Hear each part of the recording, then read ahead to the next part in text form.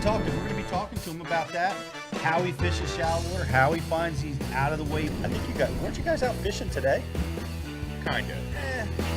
More like trying to pull something.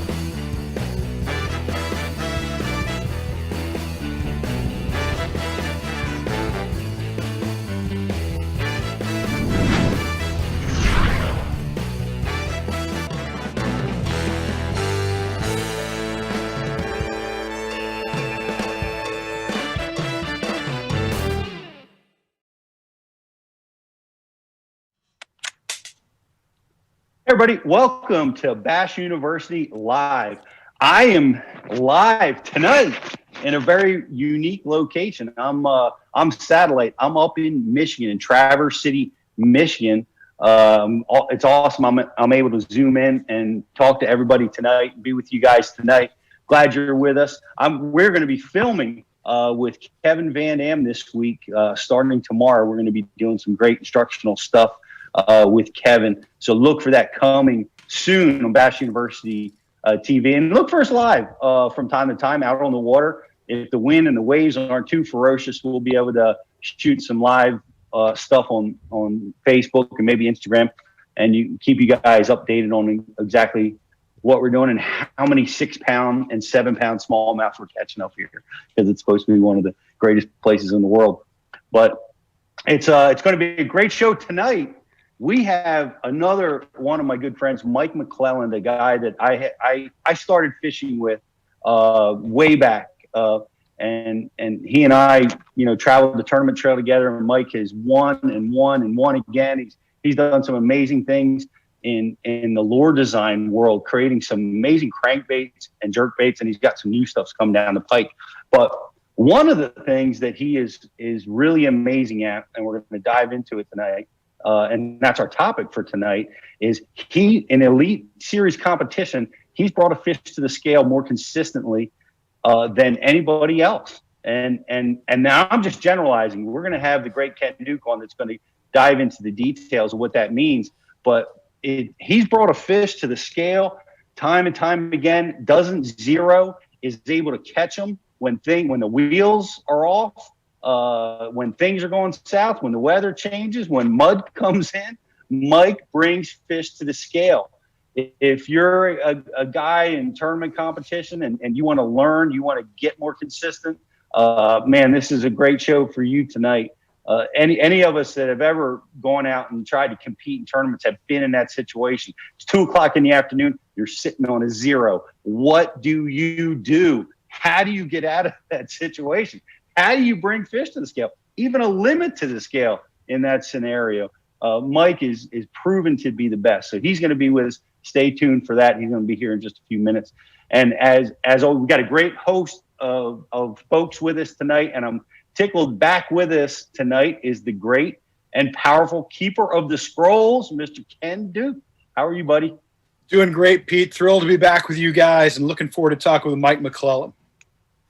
Man, you brought him to our attention. I've always known Mike as a winner because he wins a lot.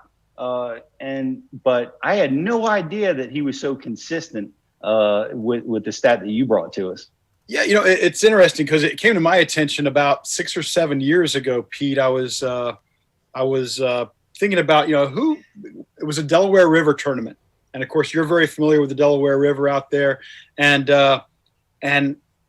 guys were zeroing. I remember Van Dam zeroed one day, and that got me to thinking, well, who's the best at always bringing something to the scales, always walking across that stage with something in his bag? And so I looked at all my records and so forth, and I discovered it's Mike McClelland. Mike McClelland is hands down, far and away, it ain't close, better than anybody else I call it salvage fishing. You go to one of these smallmouth waters where everybody has 5. Well, that's not tough. Everybody ties on a drop shot and they yank 5 in the boat. But Mike is the master at finding a way to put something in the boat and get to the scales. And what a skill! What a skill to have if you're in the business of tournament fishing. It's a powerful skill to have. And I have some stories about how I have suffered in that area, in particular out on Table Rock, Mike's home body of water. But what a tricky and complicated place that is. But that has been one of my trouble spots over the years. That and Old Hickory Lake, which I'm still petitioning to have the dam blown up and let that lake go back to natural conditions. So we don't have to go there anymore. U.S. Army Corps of Engineers is a powerful foe, but I give you even money against them. Thank you for that vote of confidence. But it's going nowhere. But that lake has crushed me. But it's going to be great talking to Mike. I want to dive into the details on how he does that. Oh my gosh, I want to learn and find out what are the baits he's going to when it's hitting the fan. Exactly. Because I'm not using the right ones, I don't think. Oh, I don't know about that. You're a master, Pete. The modesty is always nice, but man, you're so good at finding a way to bring fish to the scales. It's just that Mike is probably the best there's ever been. And like you mentioned, what are the baits he chooses? Because Mike has such a big reputation with a jerk bait and a jig, and also a medium running crankbait. But a jerk bait and a jig, I think of a jerk bait as kind of a seasonal choice, and I think of a jig as a big fish bait, not a bait that you pick up when you're just trying to scratch out a couple of fish. I want to know what is in Mike McClelland's panic box. And I want to know whether when things get tough and it's getting close to weigh-in time, does he pick up some finesse stuff and try to cover water, or does he grind it out? I want to learn more about what's in his head and what's on the end of his line. Man, I do too, and we're going to get into that tonight. And as always, in the back, we've got BTC pushing buttons, wearing a sharp-looking Bash University hat. What do you say there, BTC? What's cracking, man? How you doing, Pete? What's up, Ken? Let's go, Brian. Are you all fished out now, Brian? I mean, I see you going up on, getting that lake boat build out. You're smallmouth fishing, you're largemouth fishing. You're busy. Man, I'm re-energized. I don't know. Fishing around here is a little bit kind of just repetitive. So I'm taking the 2-hour ride and kind of got some new challenges. So I'm enjoying that. I'm enjoying the new puzzle. Very, very challenging place, but can be very rewarding as well. So it's cool. Deep, clear water, very finicky fish, but big ones. So beautiful. I don't know. I got an order pending on Tackle Warehouse and Japan Import Tackle right now of some stuff some sneaky stuff. Or I'm just going to spend a lot of money. We'll see. What kind of sneaky stuff, man? What are you playing with up there? It's not sneaky if you tell him, Brian. It's not sneaky if you tell him. This is Bash University. You can't throw that out there. What's your last name? Leadbeater? You know what, Pete? I'll tell you what. When the stuff comes in, there is something very cool. I'll bring some stuff in, some show and tell. There's some really neat things. The Japanese are always doing some crazy stuff. So awesome. Yep. Well, we look forward to seeing it. And speaking of which, we got Rich Leadbeater Riz in the back, who is all. Riz, is your boat back on the water? I know you had some stuff going on. Are you back? I will be back, Pete. I'm hopeful to pick the boat up Thursday night or Friday night of this week. Last week I actually borrowed on Sunday. I borrowed Mike's 2019 boat to jump in a 5 Alive Derby. Threw some for sale signs on it, got it cleaned up, and went out there and got some publicity for the boat and fished the tournament at the same time. Look at you go. That's a good deal. You did pretty well. Didn't you place in that derby? Yeah, I think I ended up somewhere in the top 10. Pretty nice size field for a club tournament. 5 Alive. They're one of the clubs we work with for the Bash University. Actually, they put on a great event as always. A lot of guys showed up, and it was up on Manasquan Reservoir. It was kind of a last-minute decision to go up there for me. I haven't been there in years, and I got a bite on a chatterbait relatively early in the day and committed to it, and it didn't quite work out, but I was right there. If I would have landed the last one that I needed, that I had next to the boat, we would have been talking about something a little bit different. But it's that's the way it goes. That's fishing. But real quick, so on the message board, the folks at home are loving your new background, Pete. They said it has a lot of ambiance, and it also looks like you're broadcasting from a yoga studio. That's nice. Well, we'll have to save this shot, BTC. Yeah, it does. It looks kind of zen. Yes. I like it. It's very nice. We're just up here at an Airbnb up in Michigan, and it's a nice little place. We're going to have a few other folks here at the house, but it is looking sharp. And I appreciate you guys being with us. And we've got a lot of prizes that we're going to be giving away. I want to remind everybody that if you're watching over on Facebook, like us and share us over there. And we've got a great prize pack for you. And we've got a lot of other stuff going on tonight, don't we, Rich? Yeah, Pete, let me jump in before Rich takes it from here. So Rich and I have a little side bet going tonight. Actually, it's not a side bet. I made the rule, and Rich is, he's playing along with it. But Rich is not allowed to say prizes tonight. He's going to say the details of the products. But anytime Rich says prizes, message board guys watching, I want you to tally them up. But yeah, he'll be dropping and doing 30 at the end of the night for each time he says prizes. We got prizes, folks. Right. So I know I started out of the gate saying it, Rich. Yeah. So you owe me 30 push-ups, Pete. So on that note, we have two awesome gift bags that we're going to send out tonight that are loaded with awesome Bass U sponsorship product. The first gift bag is going to be a grand prize question for the Ken Duke trivia question. As always, you got to be on BassU.tv to get a chance to win that product pack. I am struggling so hard with this right now, Brian. In order to get a shot at winning that bag, you got to be at BassU.tv/live. You can use the code BULive30 right now to try it out for free for 30 days. Unlimited access to the whole website, over 600 videos, and be a part of tonight's show. For that grand gift bag, we're giving away a TH Marine G-Force handle, a TH Marine prop nut, Tokyo rigs, an RTD rod threading device, a Rapala Rip and Wrap, and a Bass University rod sleeve. If you're over on Facebook and you insist on staying over there and not coming over to Bass U TV, we're also hooking you up. We're going to hook you up with a Humminbird hat, a Bass University official hat, a bag of soft plastics, an RTD rod threading device, and a Bass University rod sleeve. So we're making sure we take care of you guys too. Make sure to like and share tonight's stream to get entered in for a chance to win that. It's like Noah's Ark. There's like one of everything. It's half a Noah's Ark. Well, you can see it all here. It's all beautifully laid out in front of me. Yeah, it looks like somebody just dumped a wheelbarrow on the desk. Looks great, man. All right, take over, Brian. It's very feng shui. But that's what we got going on tonight. Yep, that's great stuff, and we want to welcome everybody that has recently subscribed to Bass University TV, because BTC, we are setting records. People are coming over and joining the program, and they're downloading the app, and everybody's really enjoying the program and going out of their way to tell us. So welcome to Bass University TV, everybody. And we've got a lot of great prizes. If we use your question on the show tonight from BassU.tv, we are going to hook you up with a great, what is it called? A great set of cool fishing products. There's not the app. A prize pack. There's the app. There it is. There it is.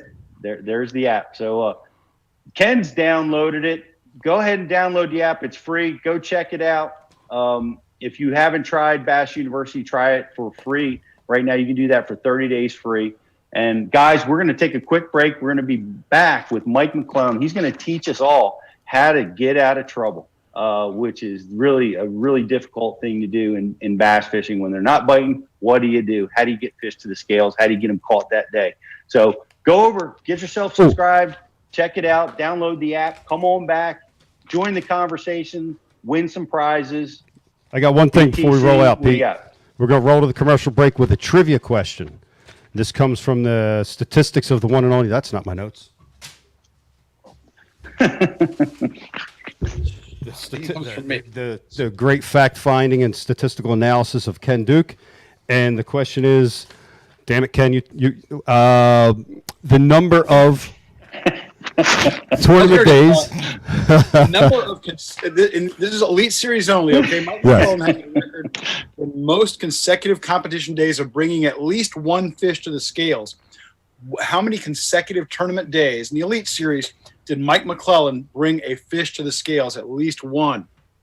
It's a number. It's between 1 and 1 million. Yeah, what Ken said. I think you should have hesitated a little bit further and watched Brian Squirm trying to find that question. You rescued him. Yes, you did. You rescued him too quick. Yeah, and the winner will get. You don't often see Brian struggle, so it was kind of entertaining. Yeah, right. And what's the winner get, Rich?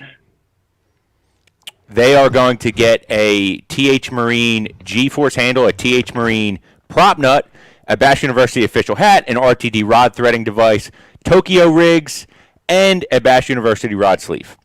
See you guys in 3 minutes. Should we let him get? Why do you love casting fishing rod? I'm truly losing less fish. Is the sensitivity of the rod.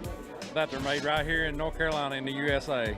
Strongest, lightest rod, 100% made here in Sanford, North Carolina. From the drop shot rod to the flipping stick. Every rod has a purpose to it, and I rely on them all the time when I'm out there in a tournament. Durability in the John Cruz Worman series, the counterbalancing in the handle. It's the only rod I found that can withstand my hook set. Boom goes the dynamite. Every moment on the water not spent fishing is a moment wasted. That's why Minn Kota and Humminbird have joined forces to bring you the One Boat Network. Products that communicate and integrate to help you take full command of your boat. Born from our commitment to making the most advanced fishing gear even better by making it work together, the One Boat Network will help you find, get to, stay on, and catch more fish. When One Boat Network products talk to each other, they can navigate your boat automatically. They can give you a crystal clear view of what's below with no messy wires. And they can let you lower, raise, and change shallow water anchor modes from anywhere on the boat. But that's just the beginning. We're never done innovating, integrating, and making your boat simpler and easier to control. All so you can make every second on the water count. Tackle Warehouse is proud to sponsor the FLW Pro Circuit and is the official tackle retailer of FLW, providing proven bass fishing gear as well as the newest and hottest tackle. Our friendly and knowledgeable customer service staff can help you every step of the way. And we offer free ground shipping on orders over $50. Tackle Warehouse, everything for the bass angler at the lowest prices. Guaranteed. I have to be constantly on the lookout for new techniques to stay on the top of my game. Giant. Some have been more successful than others. Giant. The finesse fingernail. Happens every time. The chain gang. Broke it off. The crow's nest. Never let go. And don't even get me started on tackle management, especially trying to stop rust and corrosion. Peanut butter. Not good. Motor oil. Gotta keep the rust off all these baits. WD-40. Gotta keep the rust off. Silica, toothpicks, Q-tips, the list goes on and on. I'm hard on tackle, I fish fast, I need my tackle organized and protected. I can't be worrying about losing baits to rust. And when it comes to tackle management, there's only one solution. Flambeau tackle storage systems with Z-Rust technology. The original anti-rust tackle box. Uncompromised clarity. Renowned durability. The infused anti-rust option that is FDA safe and free of harmful chemicals. The organization options are endless, but there's only one. One box, one anti-corrosion technology, one family-owned American-made brand, Flambeau Z-Rust Tackle Solutions. Preserve, perform, repeat.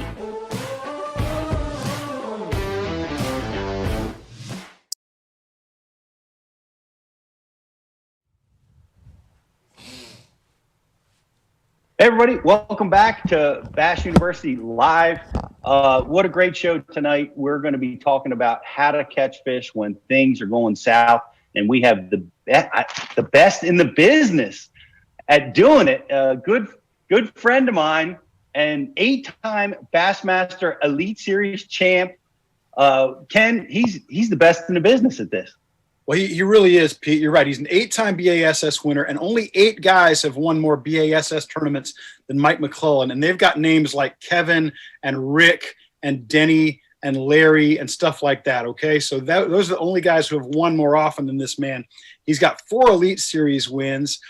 His win on Grand Lake was the largest margin of victory in Elite history and the 4th largest margin of victory in all of BASS history. He's an 11-time Classic qualifier, but one of the things I was excited about having Mike on the show for is nobody, and I mean nobody, is better than this man at salvaging a tough day on the water and bringing something to the scales. It drives me crazy, as Pete, Brian, Riz, you guys know, it drives me crazy when these announcers, kind of personalities on the air, start to talk about stuff, and all they really have to say about anything is, oh, he's really good at catching a big fish, or he's really good with a spinnerbait. But no, this man, Mr. McClelland, is the best at salvaging a tough day. He's got the record for most consecutive days bringing at least 1 fish to the scale in the Elite Series, and that number will astound you.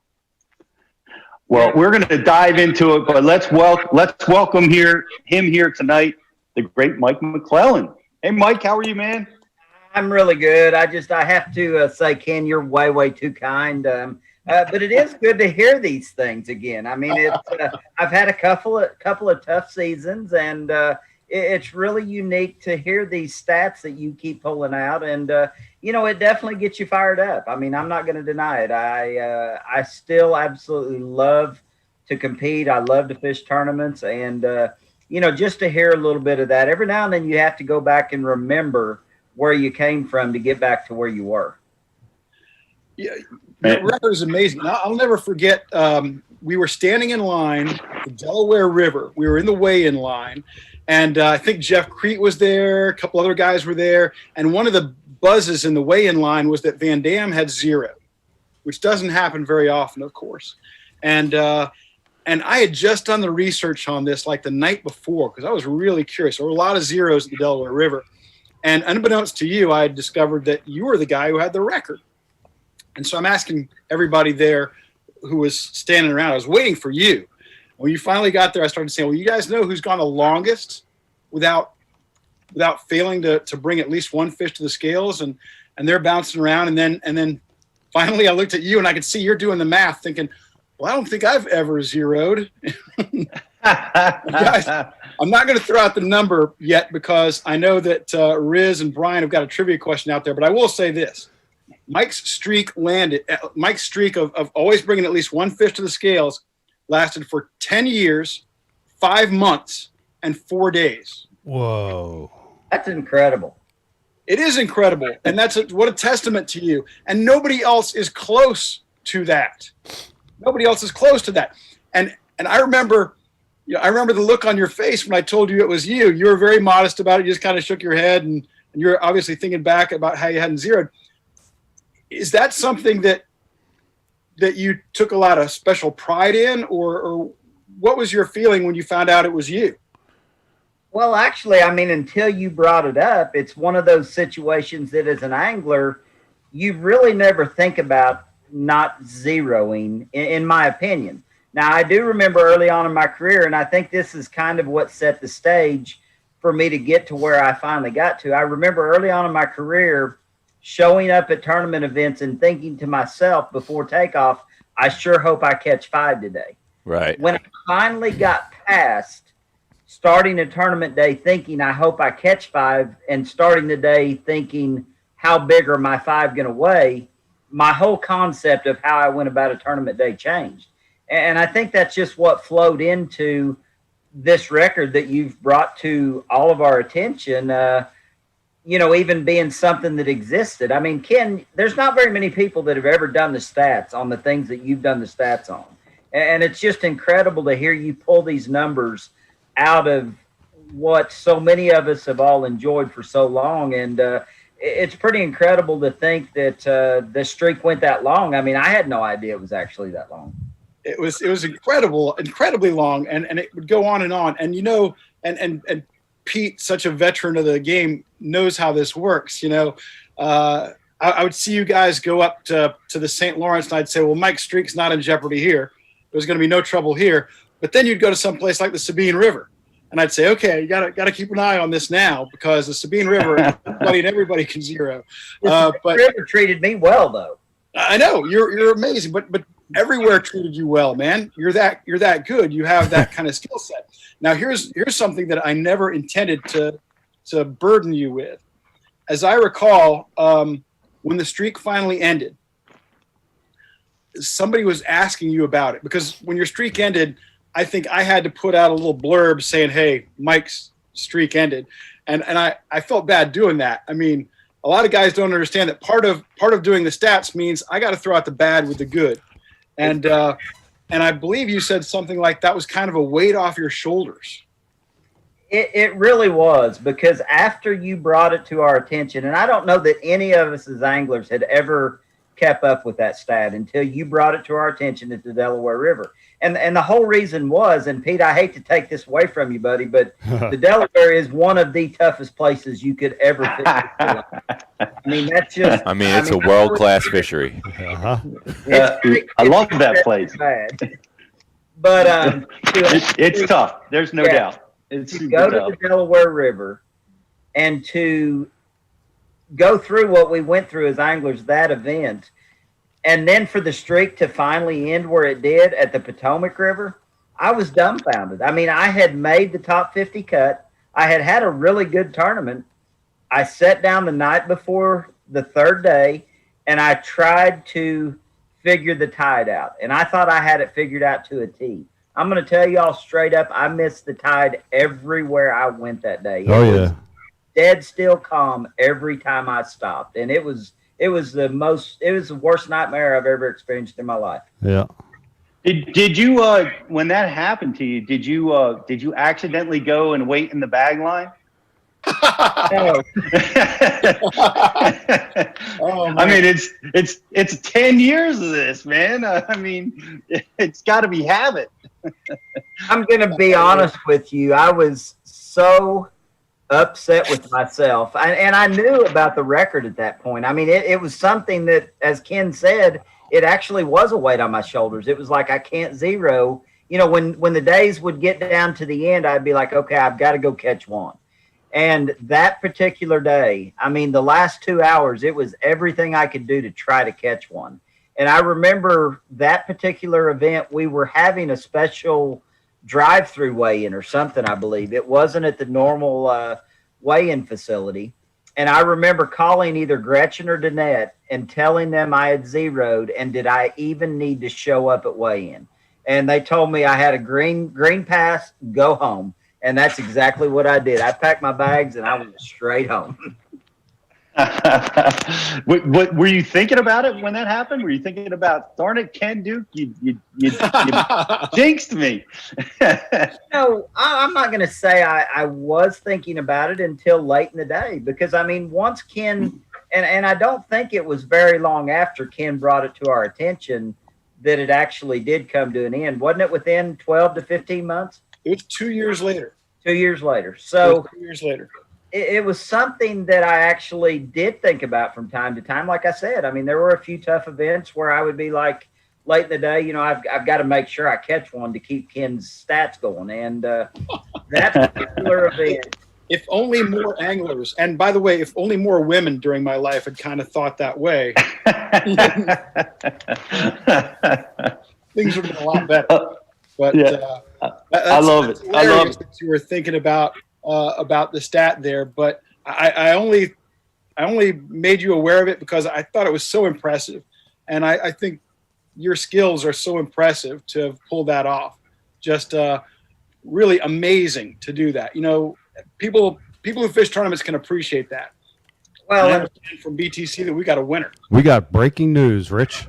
We have breaking news. The winner of the first gift pack for tonight's show is Wood. Congratulations, Wood, with the answer of Ken? 2. Go ahead, Ken. Well, I was going to say the question, of course, was how many consecutive competition days did Mike McClelland bring at least one fish to the scales? Usually he had 5, but how many consecutive days, at least one? And the answer is 263. Wow. That is correct. And congrats, Wood. And he said something interesting on the message board here, guys. He actually picked up on that by watching the pre-show Instagram live that we did when we said 10 years. He went in. As a Bash University student, he did his homework. He did research. He did math. He got the facts. He got the info, and he won himself a prize pack. Congrats, Wood. 30. You guys heard it. I heard it. So just to remind everybody, stick around on the Bash U Instagram after the show tonight. Rich will be doing at least 30 push-ups. Let's get it up there. Come on, Rich. We got 30 in the book. We got 30 in the books. That's amazing. Amazing. Congratulations for getting that answer, Wood. How many did you throw out there, Rich, before you hit the right number? That was his first guess. What? Yeah, he was in there doing his work.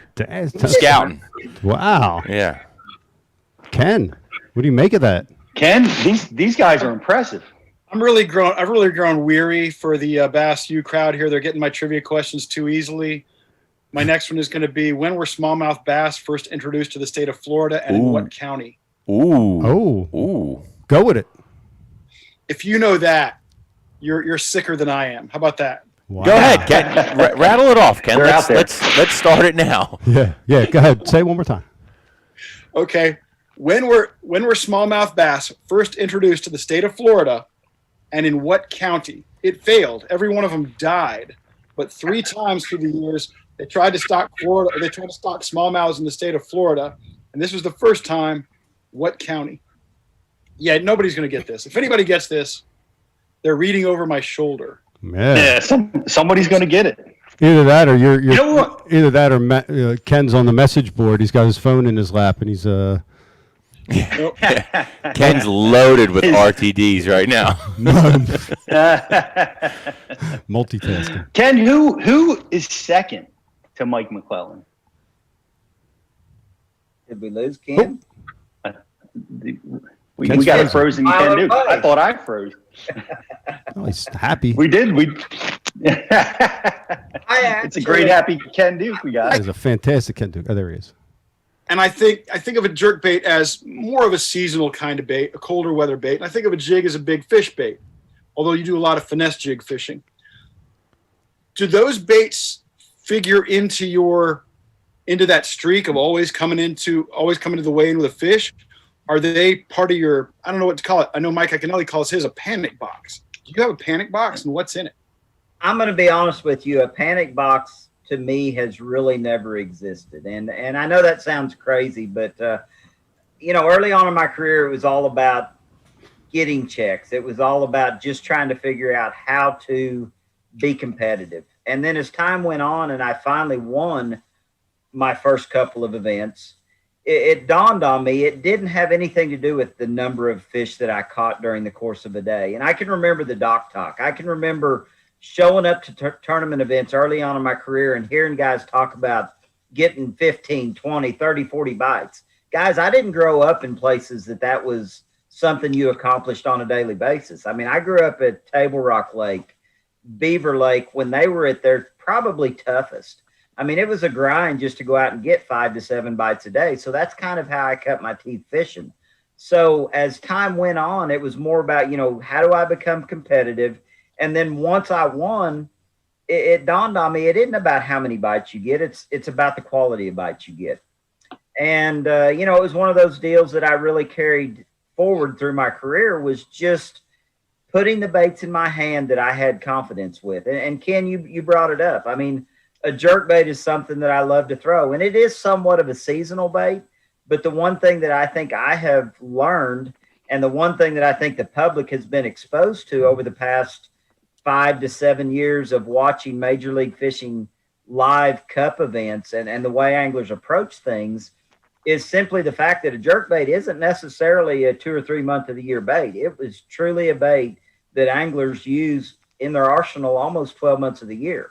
So yeah, a jerkbait plays in. For me, a finesse jig is about as finessey as I like to go, unless we're put in that situation of being on a smallmouth reservoir or a deep, clear body of water where you have to throw a drop shot of finesse bait.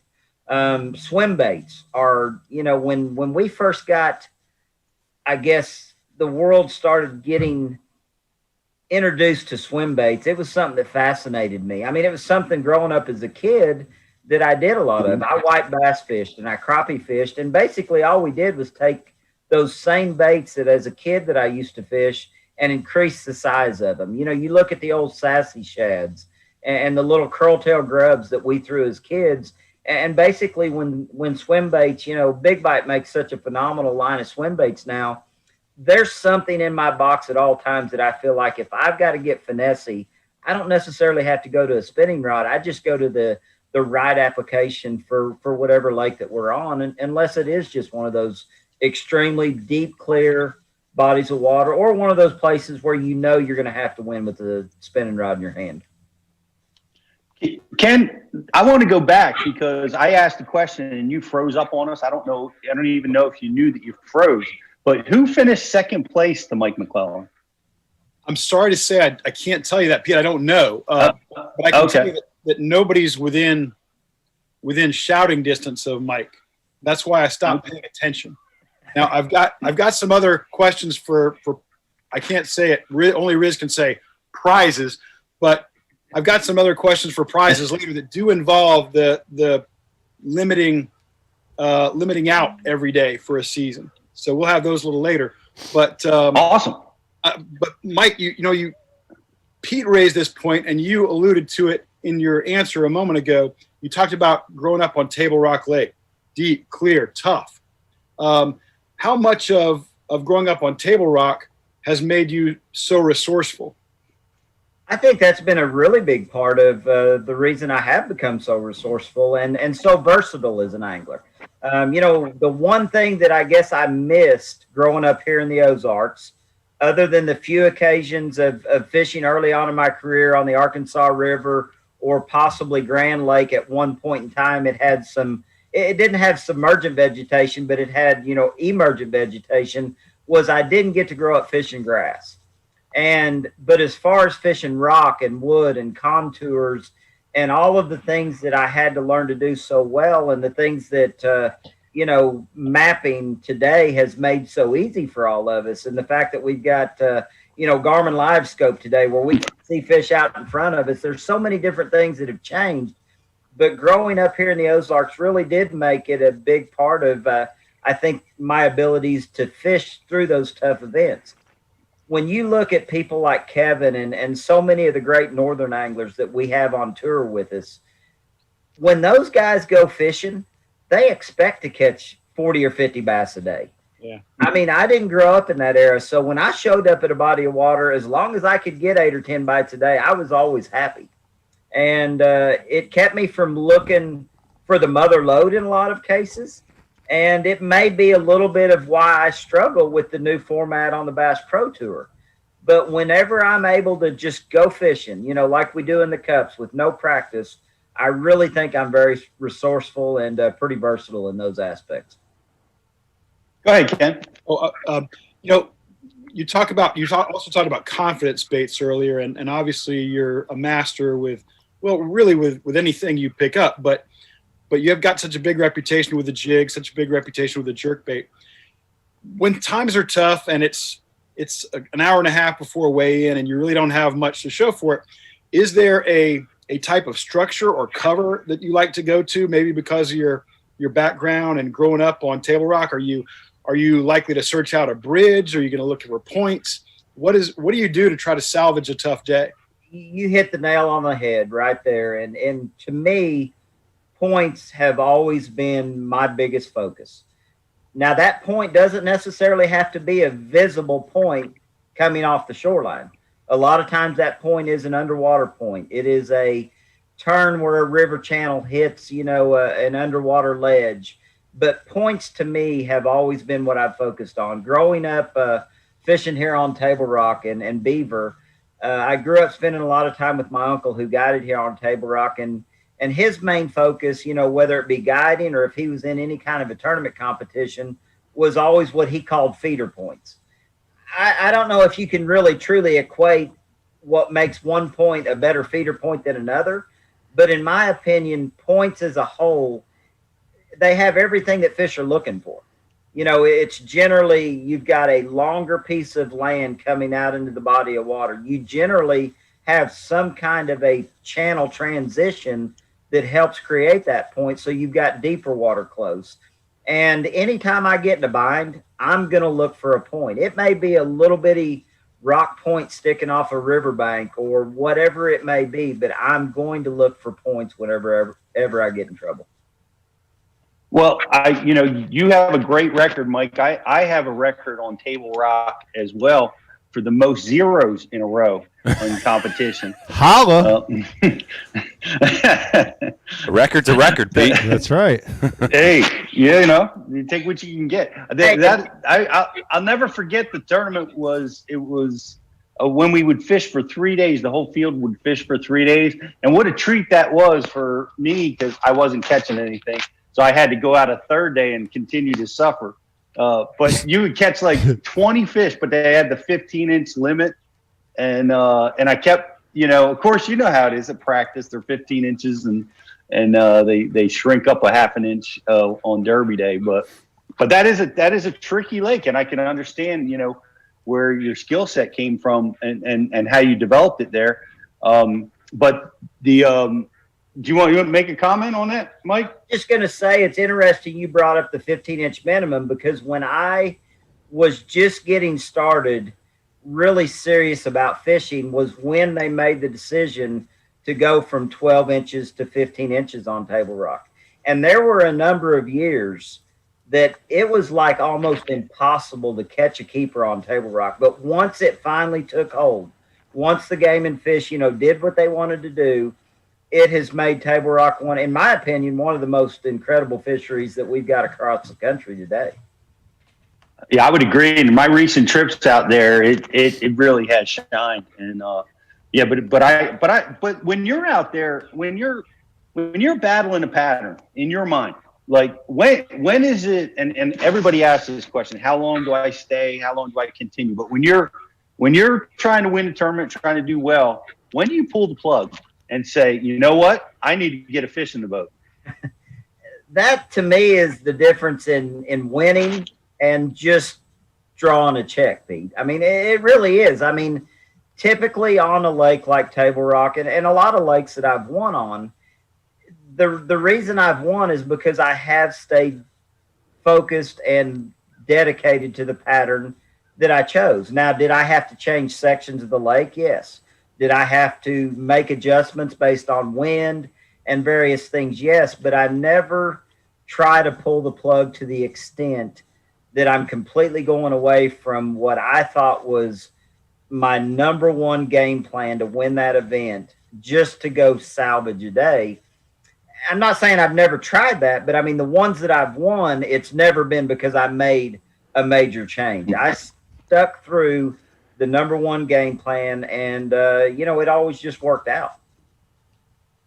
Well, it certainly did. Did you ever have some of those days where man, you're like, I'm not, you somehow a miracle happened and you got a bite or two and kept you consistent? Oh yeah. I mean, I look back on, tournaments I've won and tournaments that I have been having one of those miserable days and, made some changes or made some decisions that really worked out. And, as Ken brought up, I mean, it's usually always done with the confidence bait. I mean, that's one thing that, people ask me so often is, what do you have to do to be consistent, to continually catch them day in and day out? And you don't catch them if you're not throwing baits that you're confident throwing. And whether it be baits or colors or whatever it is, you've got to keep something in your hand that you're confident throwing. And I guess that's the reason, that my career has allowed me to do some of the things that I have. I grew up here on Table Rock back in the era when we didn't have a lot of choices as far as fishing tackle. I mean, we threw 2 or 3 crankbaits here on Table Rock Lake, and that was it. The old Wigglewort, the Model A Bomber, those were the crankbaits we threw. there were always things about those crankbaits that I wanted to make better or that I wanted them to do.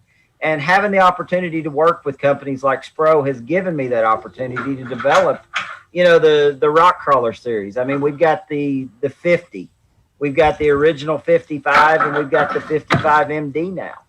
And those are the baits that day in and day out, I mean, I can put that bait in my hand and throw it with confidence from the start of the day till the end of the day if I know the conditions are somewhat right. And that's the biggest thing that I've always tried to tell anglers is I'm off. You've got to throw we got a winner. things with confidence throwing. Somebody got the answer. What's that? We hear you, Riz. Do we have a winner already? Oh, you guys could hear me. My mic was on. Okay. I thought my mic was off. Yeah, we have a winner on the great and mighty Ken Duke trivia question. Oh, boy, Ken. About the smallmouth? Yeah. On the smallmouth. These people are just trying to piss me off, Mike. I cannot ask them a trivia question they don't know the answer to. And our winner was Matt G. And Ken, I'll let you tell us what the answer to that was and a little backstory. Well, Matt G., you're about to make me cry. Because it never occurred to me that anyone would get this trivia question correct. But smallmouth bass, believe it or not, were first introduced in the state of Florida. And Matt G. knows this, so we should let him tell it. In 1908 in Lake County, which is just north of where I live. As a matter of fact, I could be in Lake County in about 15 minutes. But, of course, they didn't make it. They dropped them in there in the wintertime, and everything looked good, and everything was great. And, of course, by the summer, they're all dead. But they tried it three times in, like, 1908, 1910, 1930. And, of course, they never took. But yeah, Matt G. All right, Matt G. might be keeper of the Unbelievable. Inheritor of the scrolls. Unbelievable. Wow. It's bad. They've got these guys. These guys are dialed. Because, Mike's got a lot of fans. People can keep up with that stuff. But when they get the Florida smallmouth question, that's beyond the pale. All right. Yeah. Well, I know you're up for the task, Ken. So you're gonna have to dig a little deeper, my friend, in order to catch that fish every day like Mike McClelland. Man, you got to dig deep. The message here is I'm clearly no Mike McClelland, and I will be coming for you, Bass U people again soon, and I will get you.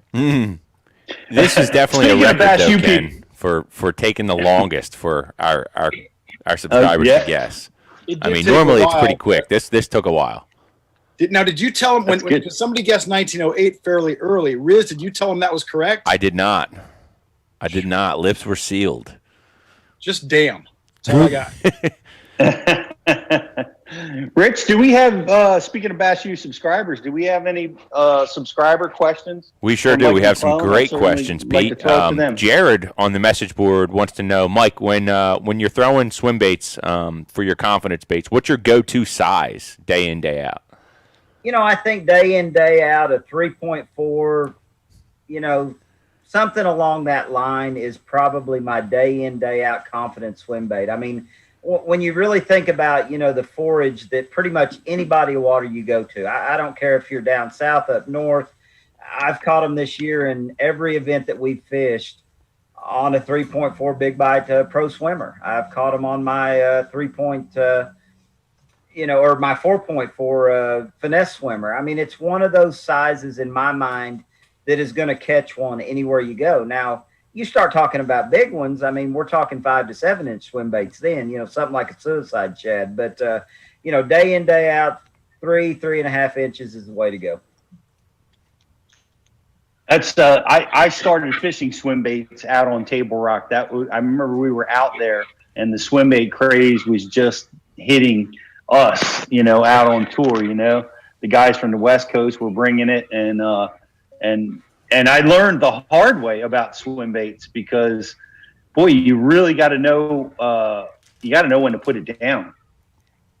You do when you're trying to push the envelope, I think, Pete. When you're talking about throwing a 5 to 7 inch swim bait, yeah. I mean, after we made that first California swing, I came back with $1,000 worth of big swim baits. And I was convinced I was going to turn, Table Rock and Bull Shoals into the next Clear Lake. And it just didn't happen on a daily basis. There were days that I caught a lot of big ones, but there's so many days, like you said, when you're throwing a big swim bait, you've got to know when to put it down. I mean, Byron, Skeet, a number of guys have won tournaments throwing those big swim baits, but they've also zeroed or had really bad days throwing those big swim baits all day. And that's one thing I think the smaller swim baits allow you to do is consistently catch them. Yep. Well, that certainly helps your game. Rich, I want to keep the floor open to the Bass U group. What else do you have? Absolutely. Slater had a great question in regards to points. Mike, what are some key features that you look for on those points that'll make you want to pull up and fish? Probably one of the biggest things is wind. I mean, the main ingredient, I think, anytime you're chasing a pattern to fish points is figuring out the best direction that the wind needs to be hitting that point from. I mean, I think, anytime you fish a point, the opportunity is there to catch them on it. Transitions. And when I talk about transitions on the point, I want some kind of a rock change.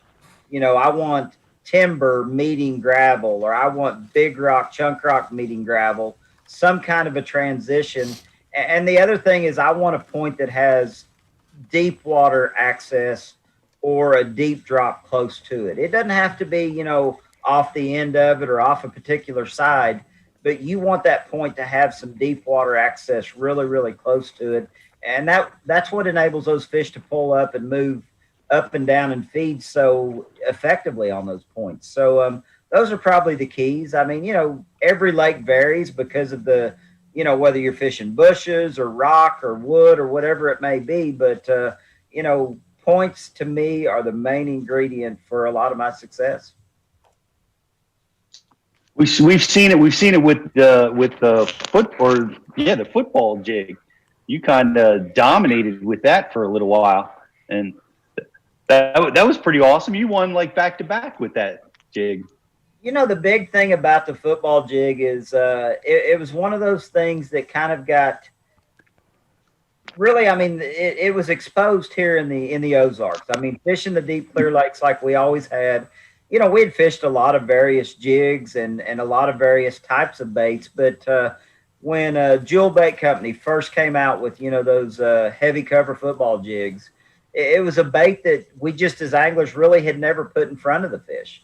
And, instead of throwing a big 10-inch worm or something of that nature, we were throwing, a football jig in those same instances. And just like anything that we as anglers see, Pete, you've seen it, Ken's seen it, watching what goes on.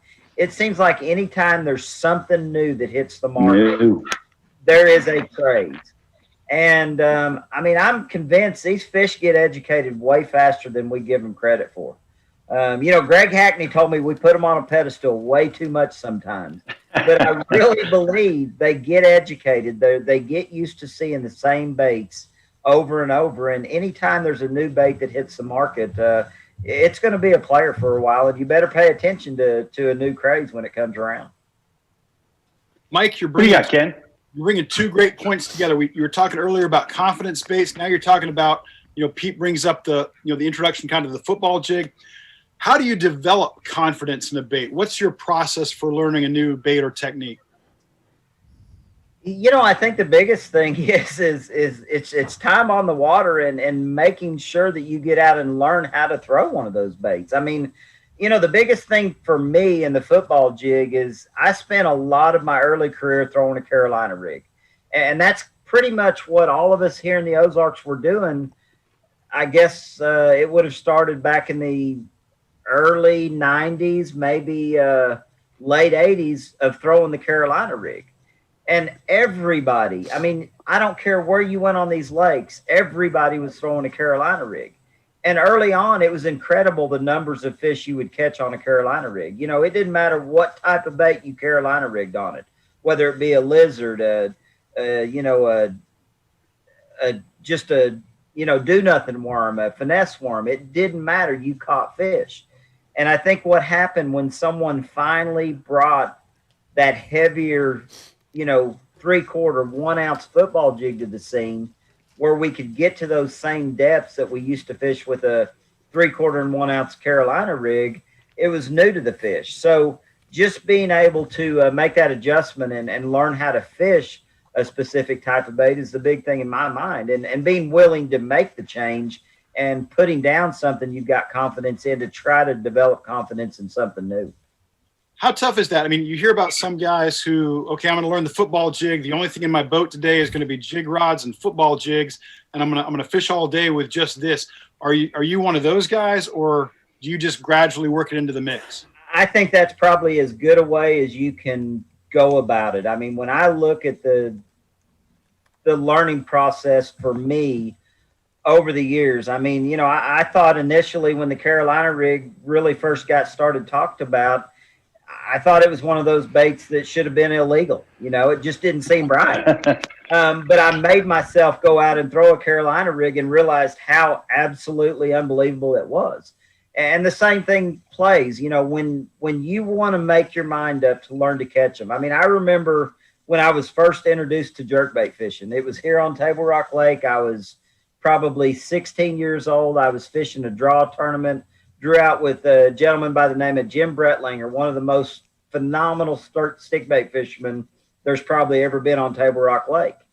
And that was back in the days when we had to weight the stickbaits with either lead wire around the hooks or, you know, drilling in them and putting lead in them.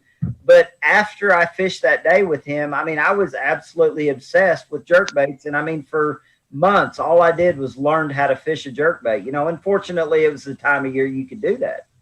And the same thing goes to play. You know, when you look back on the early part of my career, I mean, when I first hit the scene, it was all about a War Eagle spinnerbait. You know, Keith Brashears and I were great friends and grew up fishing together. And when he developed that spinnerbait, I was just starting to fish the Bassmaster Tour and loved to catch them on a spinnerbait. And I mean, I was convinced it didn't matter where I went, I could catch them on a spinnerbait. And it was all about confidence, and it was all about putting a bait in my hand and throwing it until I found the right area, the right structure to make that particular bait work. Now, that's getting harder to do as time goes on. Sure. Well, I thought I'm sorry, go ahead, Pete. I was just going to comment that I think what you said about the jerkbait was important, and I recommend this to our students is when you're taking on a new tactic like that and trying to develop confidence, to pick a time of year that it's suited for that. You know, for instance, you know, I don't know, you don't want to burn a spinnerbait in the wintertime. You know, if you want to try to learn that technique, you want to try to match it to the seasonal pattern where you have the best possible chance to catch a fish like that. Like if you want to learn how to fish offshore habitat, maybe post-spawn is the time to start trying to learn, you know, and gain confidence in those types of things. So the seasons are I found really helpful in, you know, getting guys out there doing the right thing at the right time. But you said something, Mike, and I wanted to comment on it, was fish get educated. And one of my favorite anglers, George Cochran, when he spoke at the Bass University, he said the most important thing in fishing is fishing pressure. How important it is that fish do get educated. He spent his whole career, you know, just getting away from where anybody else would fish because fish do get educated really quickly. And I would totally agree with that. And I think that's one thing, looking back on my career, there's some places that you get in trouble doing that. You know, you go to the state of Florida, Ken, and if you don't show up where there's a lot of boats, you're probably not around them. But there's a lot of places across the country that I don't like to fish in crowds. And, you know, it costs me in some events. But when you find that something special, when you're fishing an area of the lake that is not traditionally known to be one of the community areas or one of the hot spots on a lake, those are typically the times that you shine as an angler. And I look back a lot throughout my career, and a lot of the events I've won, there's been nobody around me. I mean, I can look for, you know, hundreds of yards and see nobody around me. And those are the events that come out to be special. So, you know, developing confidence, developing that ability to go out and look for fish that everybody's not looking for is another real big, strong key. I think going back to, the record that I hold is simply that, being able to go out and fish the way I want to fish any particular body I show up on, and making something that I am confident doing work on that particular body of water. I think it's funny because you've won tournaments by doing what everybody else wasn't doing. And then you've won, it makes sense that you'd win on Grand or Table Rock or someplace like that, or Clark's Hill. But what blows me away is that you'll also go to the Harris chain and you win, and you'll pick up a black trick worm and just grind it out. And that shocked me. Yeah. And by the way, that was the second biggest comeback in Elite Series history. You were trailing by 9-14 going into that final day. You also have you have the second greatest comeback in Elite history. You also have the fourth greatest comeback in Elite history, which is what you did at Clark's Hill. I like these records. Wow. Yeah, you got a lot of records, man. Mike, you win. You're pulling it out there. I think Rich owes you a what's he win for the second and the fourth biggest comebacks? His product will be a VMC Tokyo rig and an RTD rod threading device, Brian. The thing they won't tell you here, Mike, is the reason they even have me on as kind of a guest co-host is because they would know I would win all the prizes in trivia if I was just out there. This is true. That's definitely the truth. But hey, guys, if you're watching us over on Facebook, don't forget to like us and share. And we've got it's not well, I can say it, right? Rich, it just can't. It's a prize pack. We've got a wonderful prize pack for That's anybody 60. that likes and shares. I didn't say that. You're doing push-ups. we've got the great Mike McClelland, on, and we're talking to him about, a lot of different things, and we're circling around a lot, but he's got the record for the most consecutive days weighing in a fish without a zero. It's amazing.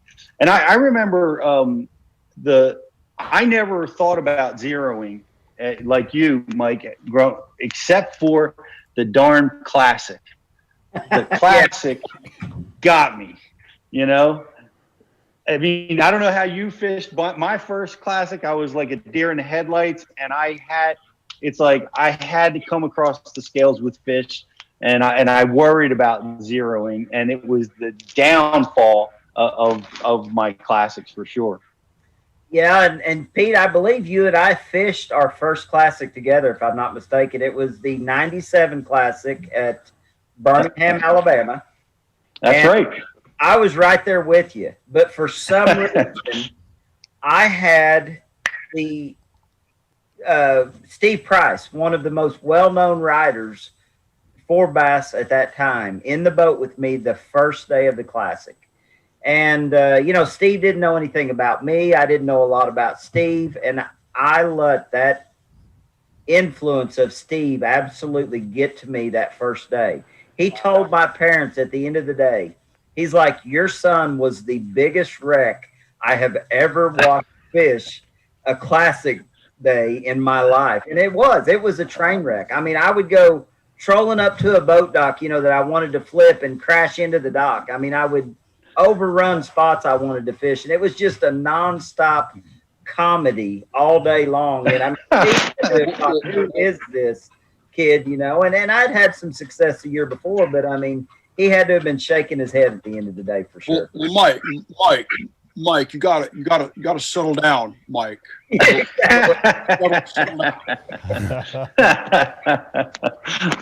Great Steve Price impression. That's very nice. My Steve Price impersonation. I love Steve. I talked to Steve yesterday. Great guy. Phenomenal. Yeah, no doubt. That I remember that tournament. We just clobbered me. I remember, getting a few hours in, and like my primary pattern didn't happen. Those big giant spots I thought I was going to catch on Logan Martin didn't happen, and I'm like, I got the whole family here. Everybody's here. Everybody's watching.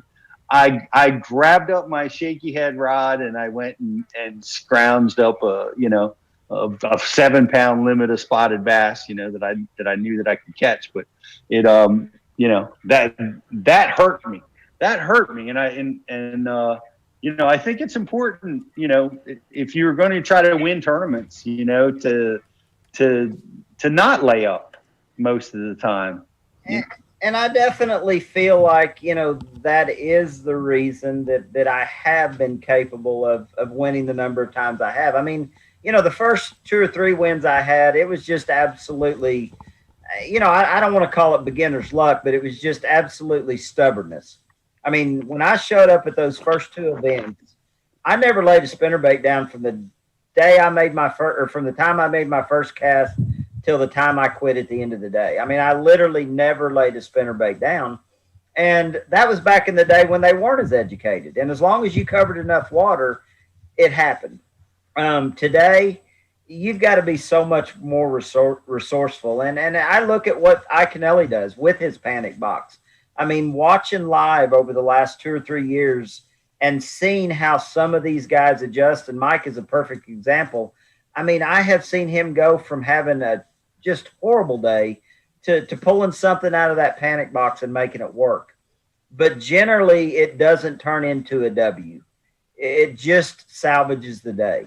And, looking back on my career, I mean, it's incredible that Ken keeps pulling these stats out. But, man, I love to catch fish. I love the competition. I love just being driven. And, any day I go on the water, I mean, there never comes a point in the day where I give up. I mean, I am throwing as hard the last cast of the day as the first cast I made. And that's a big part of it. I've fished with a lot of guys through the years that reach a point in the day where they throw in the towel, and you can't compete when you throw in the towel. Yeah, Brian's towel gets thrown in at 11 a.m. most days.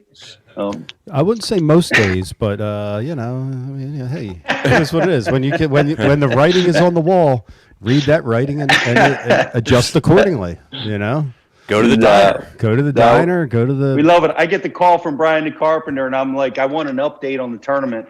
And sometimes he's at the boat launch. He's on the trail. I don't just leave. I go to the bar and watch everybody else sit there and do the circle jerk around the boat ramp trying to catch one more fish.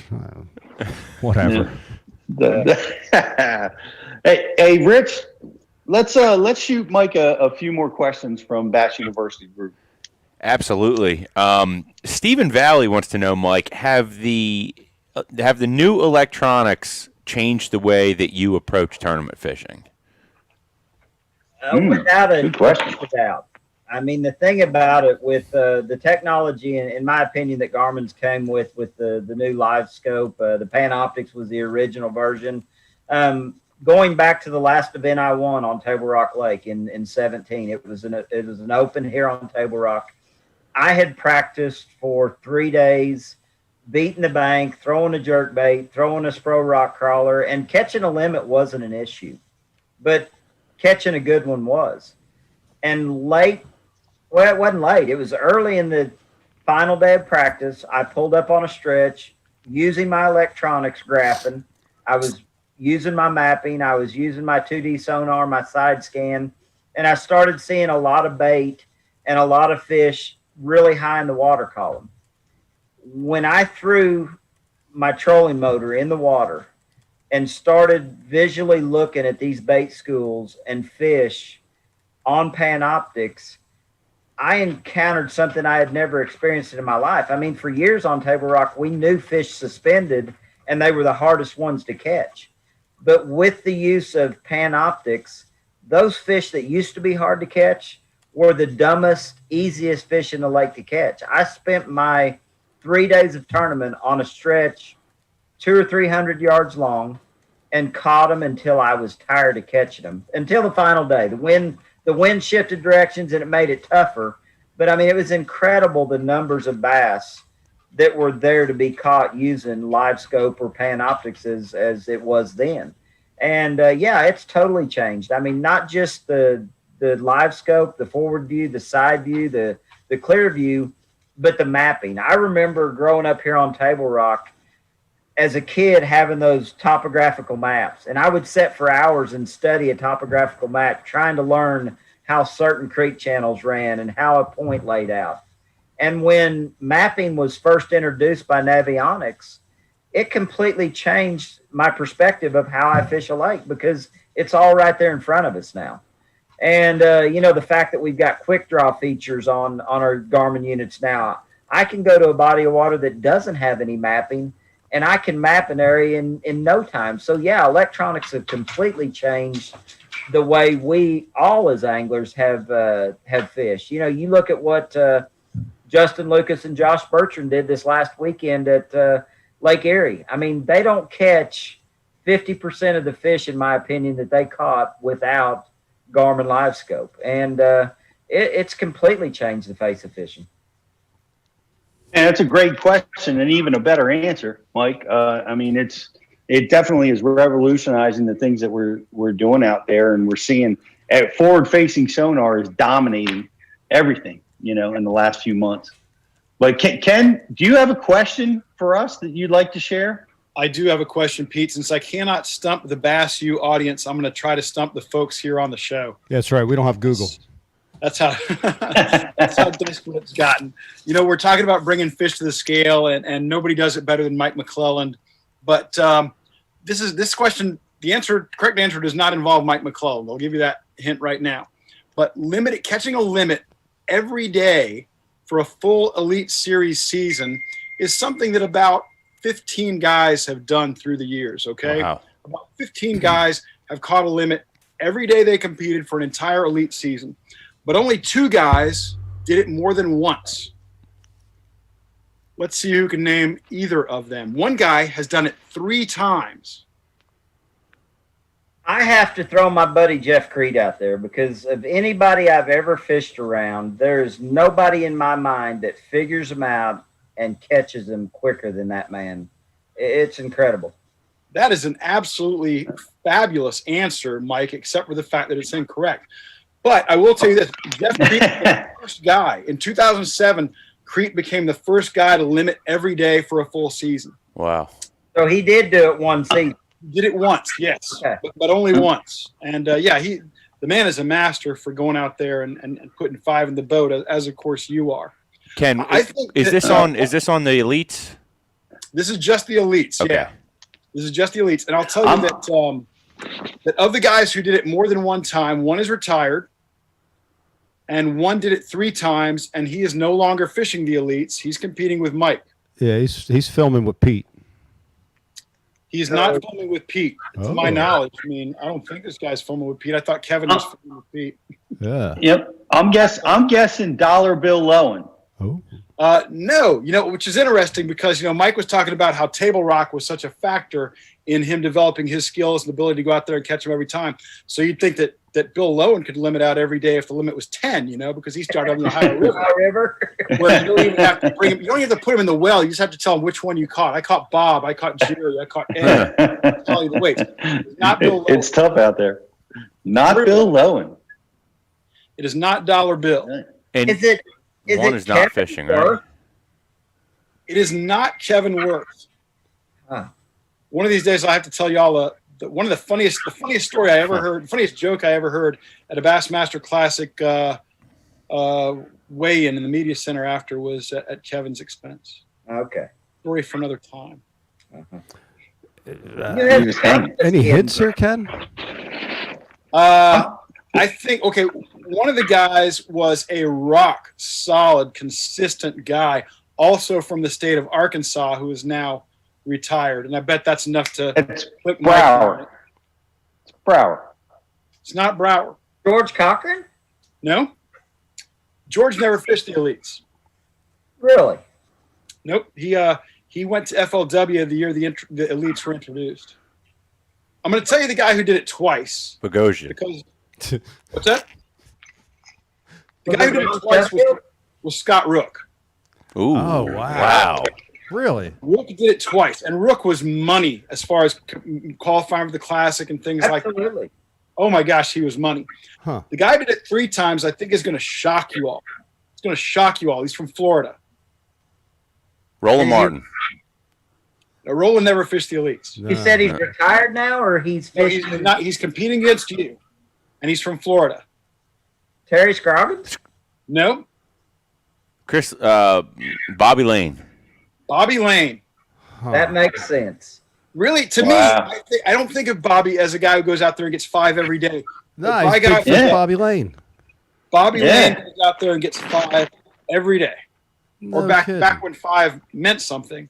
Wow. Bobby is solid. Oh yeah. Huh. He's really solid. Yeah. That's crazy. I would we win, guess Rich? just like everybody else, with Bobby would be a tournament win. He's going for the big ones all the time, and not a limit finder, man. That's shocking. Congratulations, Bobby. Yeah, you think of Bobby with a flipping stick in his hand, but the guy goes out there and he catches 5.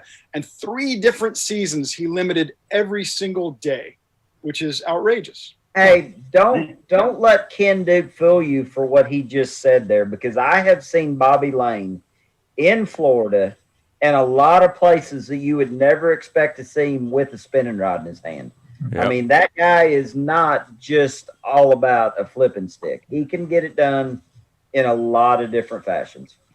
Can clearly. To think he won fishing ledges on Kentucky Lake is pretty outrageous too. But exactly, of course, Mike. Just because I think of Bobby with a big heavy casting rod in his hand and Bubba fishing doesn't mean that's what he does. That doesn't mean that's all he fishing. does. Bubba fishing, man, power fishing. Rich? I did want to say though, guys, if you don't care, I mean, this is the first time any of these baits have actually been like seen. Uh-oh. We are working on some new stuff. I have got a new RK55 that is going to be a suspending model, and as you wonder why these bright colors, that's so when I go out on these deep clear lakes I can throw them and actually see what they're doing. So we've got a suspending version of the original RK55. Ooh. Then we have a Spro. This is going to be the XD50. The original 50 was designed to dive like 4 to 8 foot.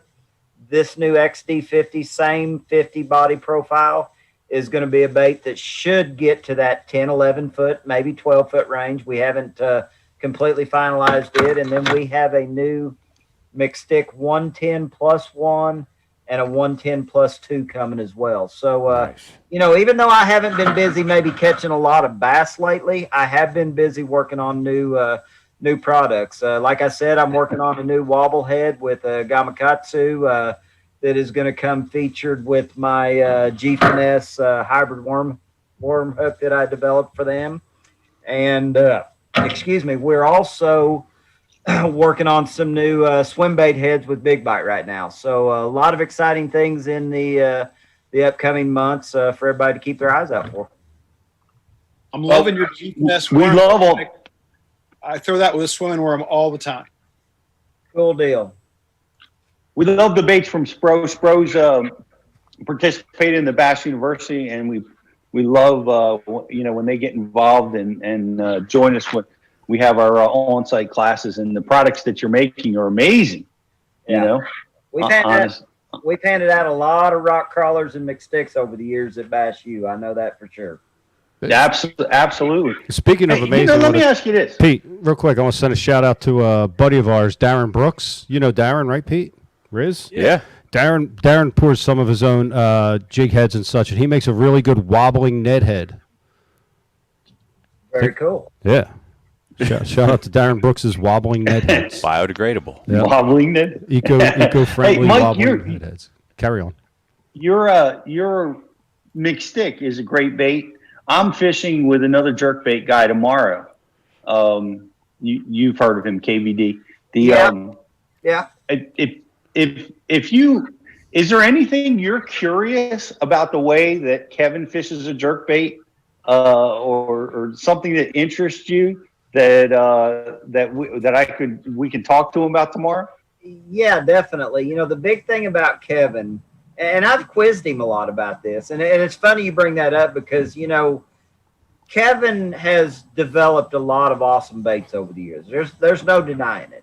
And Kevin is always gracious enough that when we're here at Table Rock and they're biting a jerkbait, he'll always toss me one of his, and he's like, dude, you got to have one of these, So The big thing about Kevin, though, is I just want to know, because he won't ever fess up to it, but does he ever slow down and let that bait set for more than 5 seconds? That would be the key thing that I would want to know. For more than 2 seconds. 5. I'm going to give him 5 because I don't. He can go 2, but 5, I don't think he can make it. He would probably like have a nervous breakdown or start twitching, or there might be some kind of meltdown. I mean, like, people let a jerkbait pause longer than 5 seconds. That's a real thing. Dude, here in the Ozarks, there's days that you can stop and eat a peanut butter and jelly sandwich while you let that thing sit there. I'm telling you, it's a real deal down here. I mean, growing up, they fish it like Pete fishes a Senko. Pretty much. So the challenge for the next show, and this came from the message board, is Brian, you got to do push-ups if you bring up Pete Senko. Hey, you know what? That's counterproductive. Whoever said that. Mike, on the topic, I'll gladly do them push-ups. On the topic of send that man a hat, Rich. Yeah. on the topic of speeding up or slowing down, we had an awesome question from our very own, actually, Stefan Walden on the message board. Stefan, yeah. He wants to know, Mike, at what point in the day do you realize it's time to maybe speed up rather than slow down, and why? That's a good question, man. You know, in today's Major League Fishing Bass Pro Tour competition, that becomes really easy because all you have to do is watch Score Tracker. I mean, if you're not catching them and you see the likes of Kevin Van Dam and the guys that you know that fish fast, Ike Kennelly, catching them, you've got to speed up. But in the traditional 5-fish tournaments, the ones that you don't have a score tracker, you know, that's one of those situations that you as an angler just have to learn, you know, when you do have to make those decisions. And I guess the big thing for me now, I've really developed a craze for watching the moon phases. And if I go through that first major feeding period of a day, fishing the way that I want to be fishing, and I'm not catching them, I'm going to make a change. And that may be, you know, speeding up, and sometimes it may be slowing down. But when you go through one of those peak feeding periods and you're not catching them, you've got to make a change. And typically it is either speeding up, covering more water, or sometimes slowing down if you're already fishing fast. Mike, which app are you using to find those peak feeding windows? I actually am using an app just called Fishing and Hunting Solunar. Solunar, okay. It's a pretty cool app. It allows you to you can join the pro version, and it tracks you wherever you are in the United States. And I've just found it to be pretty dadgum accurate from watching what goes on with live score tracker and when the fish actually get caught through the course of the day. Yeah. You find it's pretty accurate? I really do. It's really crazy. It's really either dead on, or the thing that's really kind of made me scratch my head, the last 2 events we've had have both consecutively, the best bite has been at the end of a feeding period leading into a lull. And I don't know how to equate that, and that's something I'm going to study up on.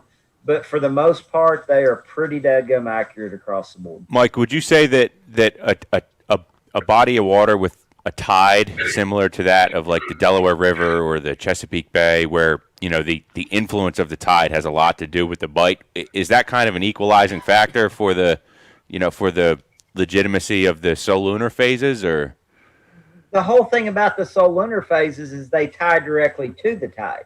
Okay. So as long as you're actually tracking geographically where you are in accordance to what the feeding period. Oh, okay, I get you. So the solunar phase isn't the same in Maryland as it is in Arkansas. Exactly. Okay. And that's the whole thing with making sure you join one of the tide or one of the moon phase apps that allows you to track your place in the United States. Yeah. Gotcha. And Mike, I actually have a question for you that comes directly from me, and it is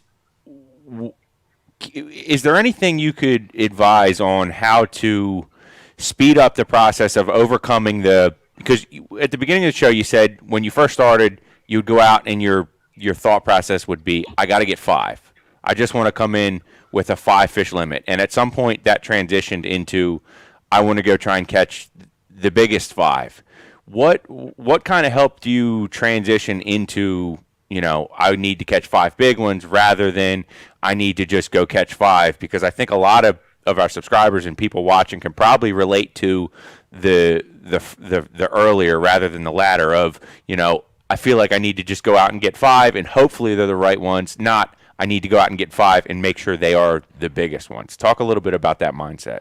In my mind, it's a mindset. I mean, and it's part of, maybe where I'm at with the new format right now is because I have spent so much of my career not worrying about catching a lot of fish, but just focusing on catching 5.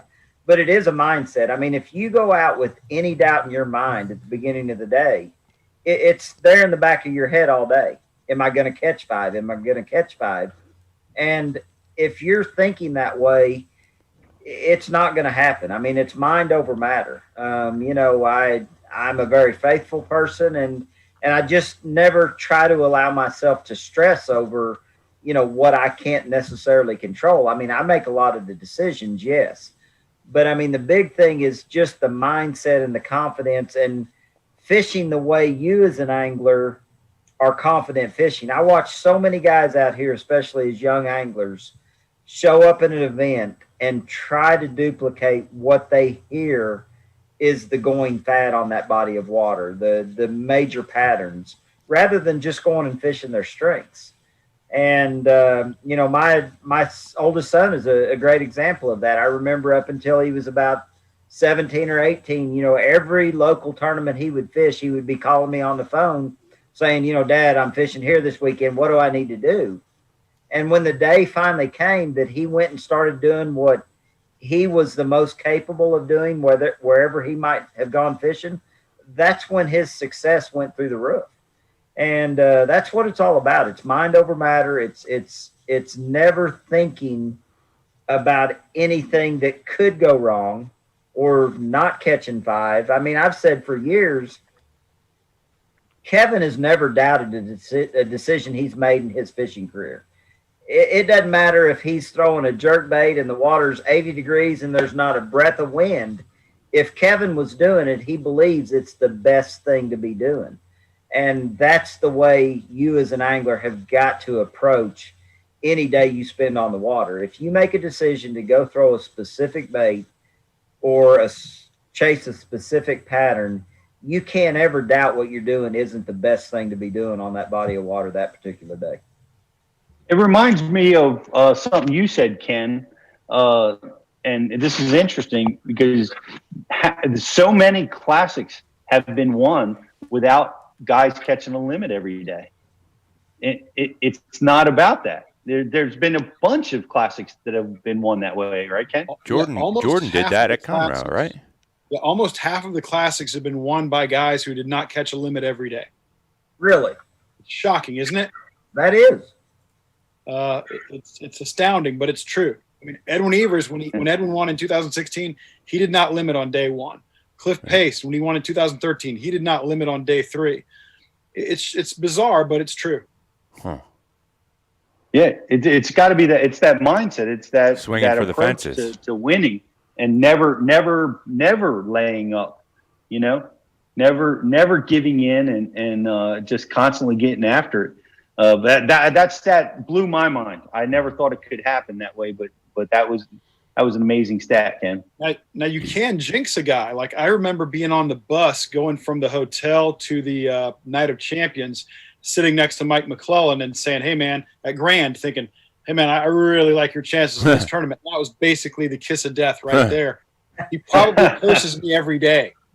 I was just getting ready to bring up the year that Cliff Pace won. Cliff caught him so good on day 1. Yeah. That day 2, I forced myself to go fish a way that I wouldn't have just normally fished the lake. I thought I had to catch a giant bag. and I almost didn't catch a limit. I mean, I literally caught my final 2 bass on my last stop with like 15 minutes left. If I would have fished day 2 like I fished day 1 and day 3, I might have had a chance to win that classic because I didn't end up that far out of it. And it's one of those situations that, I mean, I've sat here and preached what I've been talking about, but the events that I can look back on that I thought I might have had a chance to win, it's because I didn't fish the way I felt was the best way to fish through the course of the whole event. So it's exactly what you just brought up. But the jinx that you threw on me, that might have had something to do with it. You're definitely going to get 5 today, man. Mike, the really smart pros pay me not to pick them. Okay, exactly. I'm just saying. Hey, I got a couple things here, guys. I'm going to hold this up. I got a message from Kent Brown from California. Kent Brown. Can you guys on Zoom? Can you see that? I know what it is. I can't see it, but I know exactly what it is. He sent it to you too. He sent me that times over the years. Yeah, I don't know how to show you guys, but that is I guess a champion dealer there in Southern California. Or California has this full size of a very young, handsome. Gray set in and the whole bit for sure. So I got Justin Kimmel, professional fish head, sitting here in the queue, chomping at the bit, ready to roll, and he's got a couple of things for us here. All right. JK. What's up, JK? What's going on, guys? Good to see you, brother. We're hanging with the most consistent angler in the history of the world. How are you doing? My favorites. I miss him, though. You don't call. You don't text. I'm still waiting on my box of rock crawlers.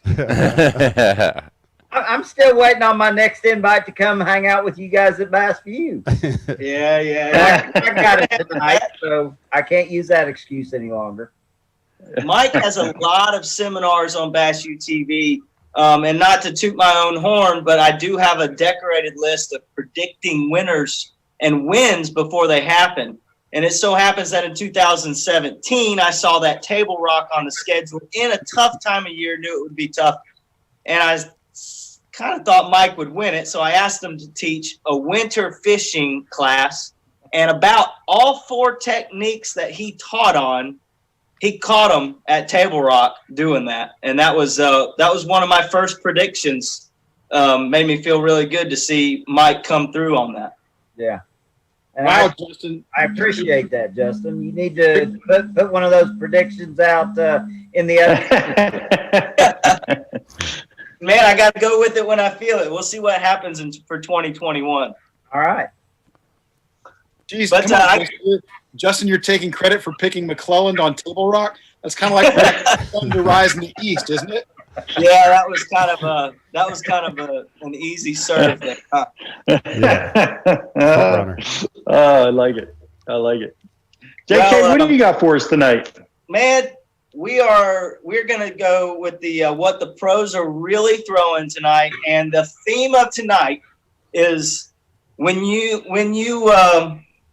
you know what hits the fan, what are you reaching for? And so tonight, rather than doing what I normally do, I actually did a poll of a lot of our Bass U instructors, guys who have joined us for On Waters interviews. I sent a message out this afternoon to 14 of our guys, and I got 13 responses. So for you guys, I got 13 opinions on when everything is going wrong and they have like an hour left. What are they doing? What are they picking up and gluing in their hands? So without further ado, I'm just going to jump in here. Reached out to my good buddy Rob Jordan on Lake Lanier. He's filmed on the water with us. He's reaching for a chatterbait, which kind of surprised me. The power bait. That is surprising. Yeah. Lanier, now, to shout out to Rob, he just won a BFL at not his home lake, down here in Georgia at Lake Oconee, and he was power fishing in dirty water. So don't think that he's just a deep water, clear water spotted bass fisherman, but he is one of the best in the world at that. But moving on, I reached out to our pal Harvey Horn. He's going with a Sidewinder Ned rig with a 3-inch fighting frog. So a little Ned Creature action there. Little big bite fighting frog there going on for hard. Which totally surprised me. I never thought I'd hear about a Ned Creature bait when this is the deal. But hey, it works. Reached out to our buddy Brian Latimer. He's going crankbait or spinnerbait. He's going power fishing. James Watson, another Table Rock guy. He's picking up this Tackle HD 3.5 swim bait on a jewel shad head. So little 6-pound line action. Little finesse swim bait. Yeah, I wouldn't have taken him as a little spinning rod when things go wrong, but hey, you learn. So far of all that you've said, that's the only one that makes sense to me. But it doesn't make sense for me with Watson. I thought. I was getting ready to say, not coming from James Watson, that doesn't make sense. No. He was lying. Nothing makes sense. Yeah, Watson was lying. Who's next? JT Kinney is gonna go with an 1/8-ounce Texas rig, the lightweight Texas rig, and he's gonna throw a salt lick. So that's a Cinco style bait on the Texas rig, 5/0 worm hook on 14-pound line. So a little light line. And then John Murray, he said a drop shot, of course, and that one made total sense. That makes total sense.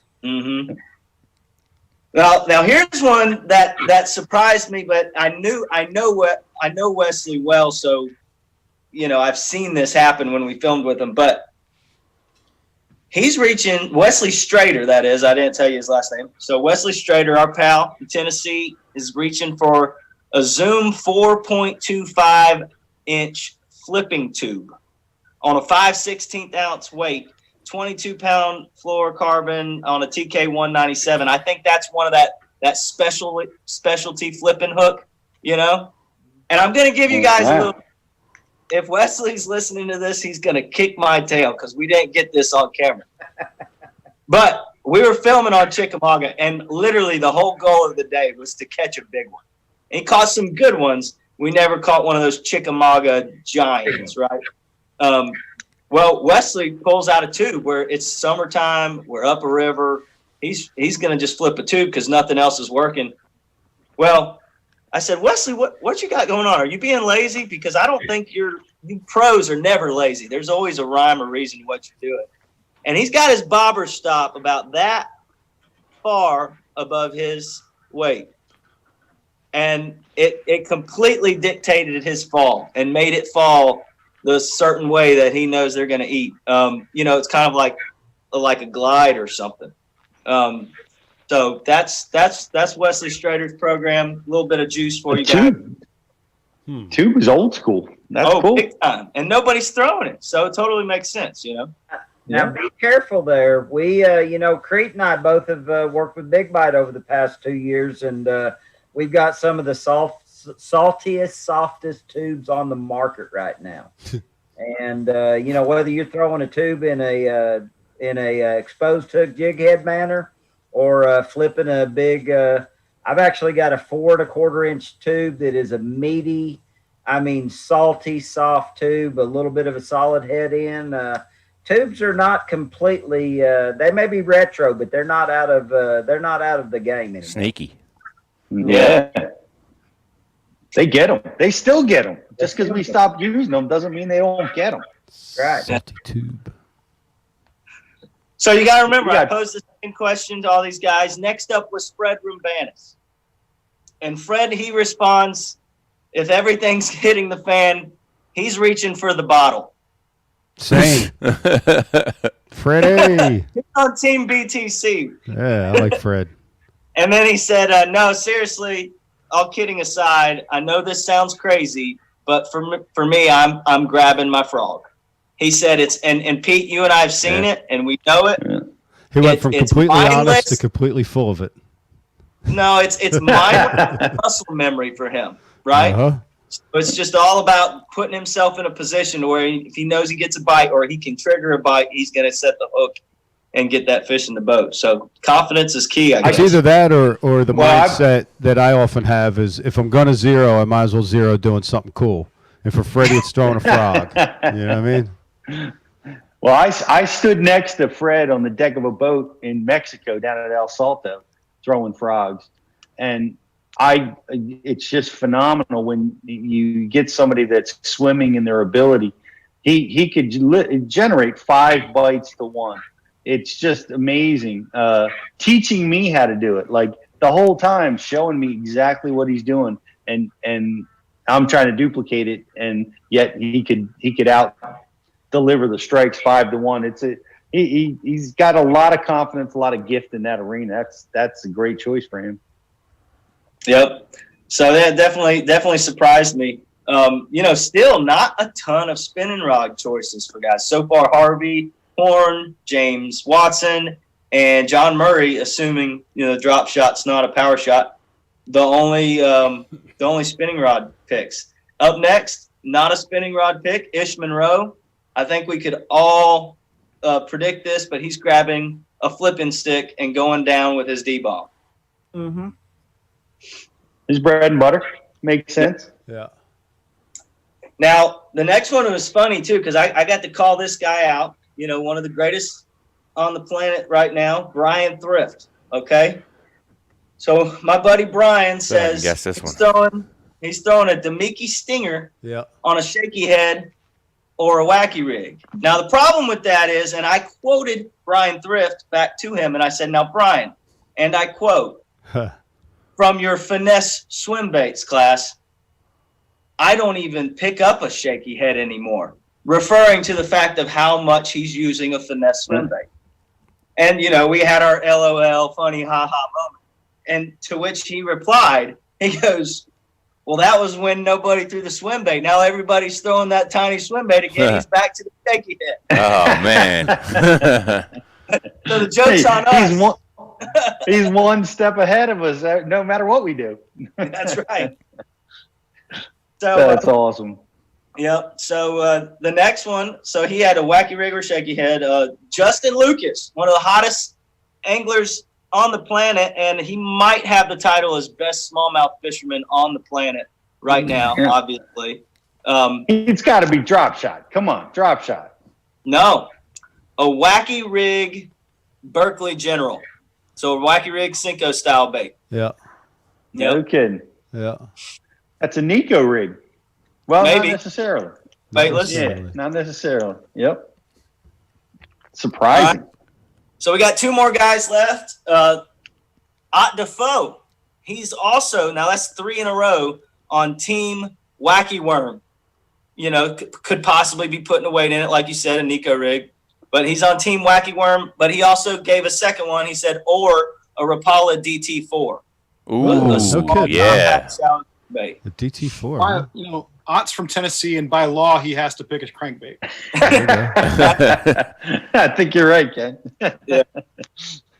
Oh, that's funny.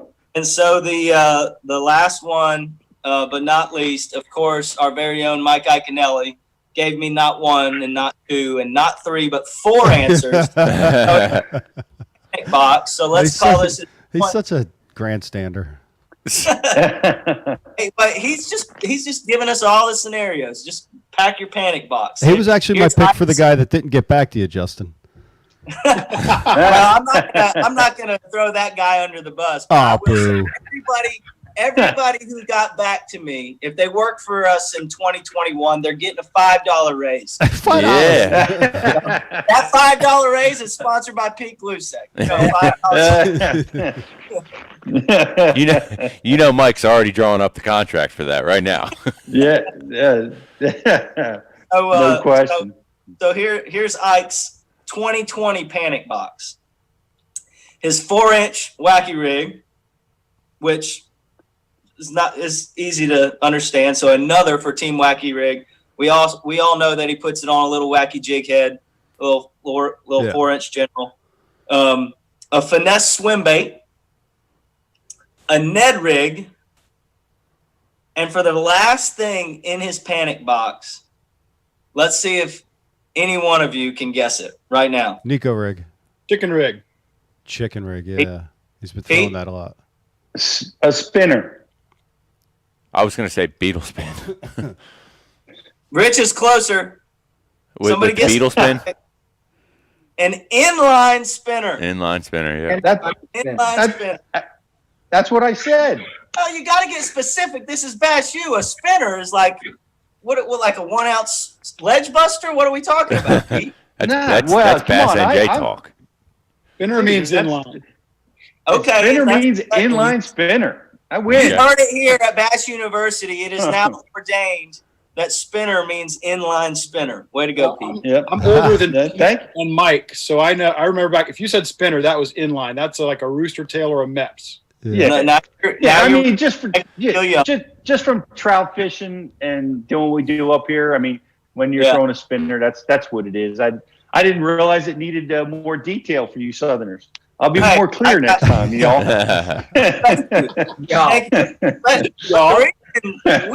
don't see that. I see that every now and then. But on Lanier, a lot of guys will go to an inline spinner when it's tough. Yeah. They'll throw that 3-inch curly tail grub. Yeah. One or the other. When it gets tough and they get on anywhere they get on young of the year shad, if you can take like a 16th ounce rooster tail and figure out how to weight that hook, maybe clip the hook off, put a bigger hook on. A lot of guys are doing that around here for sure. Hey, JK, is Bill Vanderford still around out there? I've not heard of him, and he guided on Lanier forever, and he used to make his own inline spinners, which were, I forget what he called them, but they were basically line twisting machines. Yes. That's what I was thinking. Catch fish. Lake Lanier is a different animal. You got to be a heck of a person to put up with the kind of boat traffic that it's seeing. And in 2020, when everybody's on vacation, it seems like when you're on the lake, Lake Lanier has turned into what feels like just one of the most unsafe places to go drive a bass boat that there is. Table Rock is right there with it, right? I bet. Yeah. It's incredible, the boat traffic. I mean, I always said this was the place to be, but it's picking up steam on Lake of the Ozarks these days. Wow. Yeah. Bull Shoals, the place to be. A little calmer out there. Would be the place to be for sure. Mike, you make an interesting point there. Obviously, Table Rock has produced a lot of quality anglers. It's been a great proving ground and testing ground for you. Why is it that Georgia, especially in the last 10, 12 years, has not produced more bass pros? Because Lanier is very similar. Georgia has every species of bass except the Guadalupe, basically, but you don't see a lot of pros coming out of Georgia. Kennel, can you answer that question? Because I don't know that I can give a solid answer there. I mean, there's some good anglers from Georgia. I mean, I don't know if it's just a lack of knowing how to play the sponsorship game, or what. I think we have a ton of talented individuals. When our core group comes out of a regional, a lot of times we'll have a very good representation. One of our best anglers, local guys, Kip Carter just recently won the Toyota Series event on Wheeler. He's one of the most decorated BFL anglers out there. We have some strong guys, but I can't put my. Is he related to Kim Carter? Well, I'm sorry, you said Carter. I was thinking of Kim Carver, who was a longtime Georgia guy, and he had some sponsorship challenges. And I don't know if it's just the non-endemics not getting in the sport around here or what. We've had some talented anglers, but like Alabama and Tennessee and South Carolina, North Carolina, Florida, everywhere that surrounds us has the guys who have been successful. Anyway, just a weird question because Lanier, Table Rock, Clarks Hill, they're all grand. They're all very similar in a lot of ways, but all those other places produce a lot of big name pros who are very successful. and Georgia's got nothing. And Georgia's got all kinds of water. You got the deep, clear Lanier and Altoona. You got the shallow, muddy Oconees and Sinclairs. I mean, I lived there for 20 years, so I'm familiar with it, but I never understood. After Mickey Bruce and Tom Mann Jr., they really didn't produce that many. The fishing's too good. They don't want to leave. Well, they don't leave. That may be it. But like, think about it this way, and Ken would know this, and Mike and Pete, you guys have traveled around the South, and I'll say this, and I don't know if there's a correlation, but every surrounding state in Georgia, and I'm going to try not to get on too much of a, I'm not trying to be political, but Alabama, Tennessee, South Carolina, and Florida all surround our state. They all have better bass fisheries than us, and our Georgia DNR stocks stripers and as that's the priority, is the striped bass. Nowhere around there, everywhere around understands the economic value of bass fishing in those states, and they're flourishing, and their pros make it. I don't know if that has to do with the correlation, but their fishing is better than ours in Georgia, and I hate it. I will bring up one other point here. I think that's a good part of it, because coming from the state of Arkansas and seeing what the stripers do to Beaver Lake. I mean, Beaver Lake can be a phenomenal bass fishery during the right months of the year.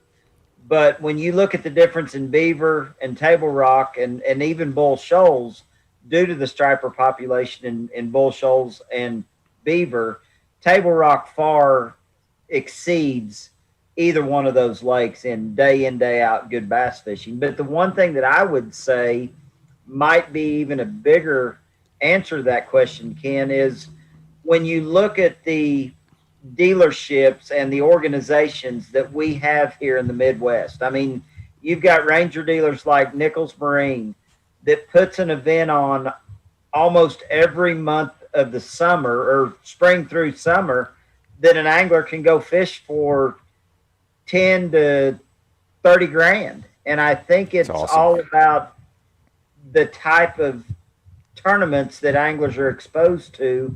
And I think the Midwest and the Southeast really do a good job in exposing anglers to what the capabilities are. I think you're exactly right, Mike. And I'll take it another step further. The higher level tournaments like MLF, like BPT, like the Elites, like even the FLW Pro Circuit, they don't go to Georgia that often relative to how often they come to Florida or Tennessee or the Carolinas or Alabama. And so I think that the local guys in Georgia don't have that around them to kind of aspire to and think about. So it's not top of mind for these guys. Yeah. And that's a shame, because Georgia should produce more bass talent. Well, and whatever little small impact, I can make, I want to. And I think there are other guys like me. One thing that we did accomplish is we will have our first Georgia team that I'm aware of to compete in the Bassmaster Team Championship.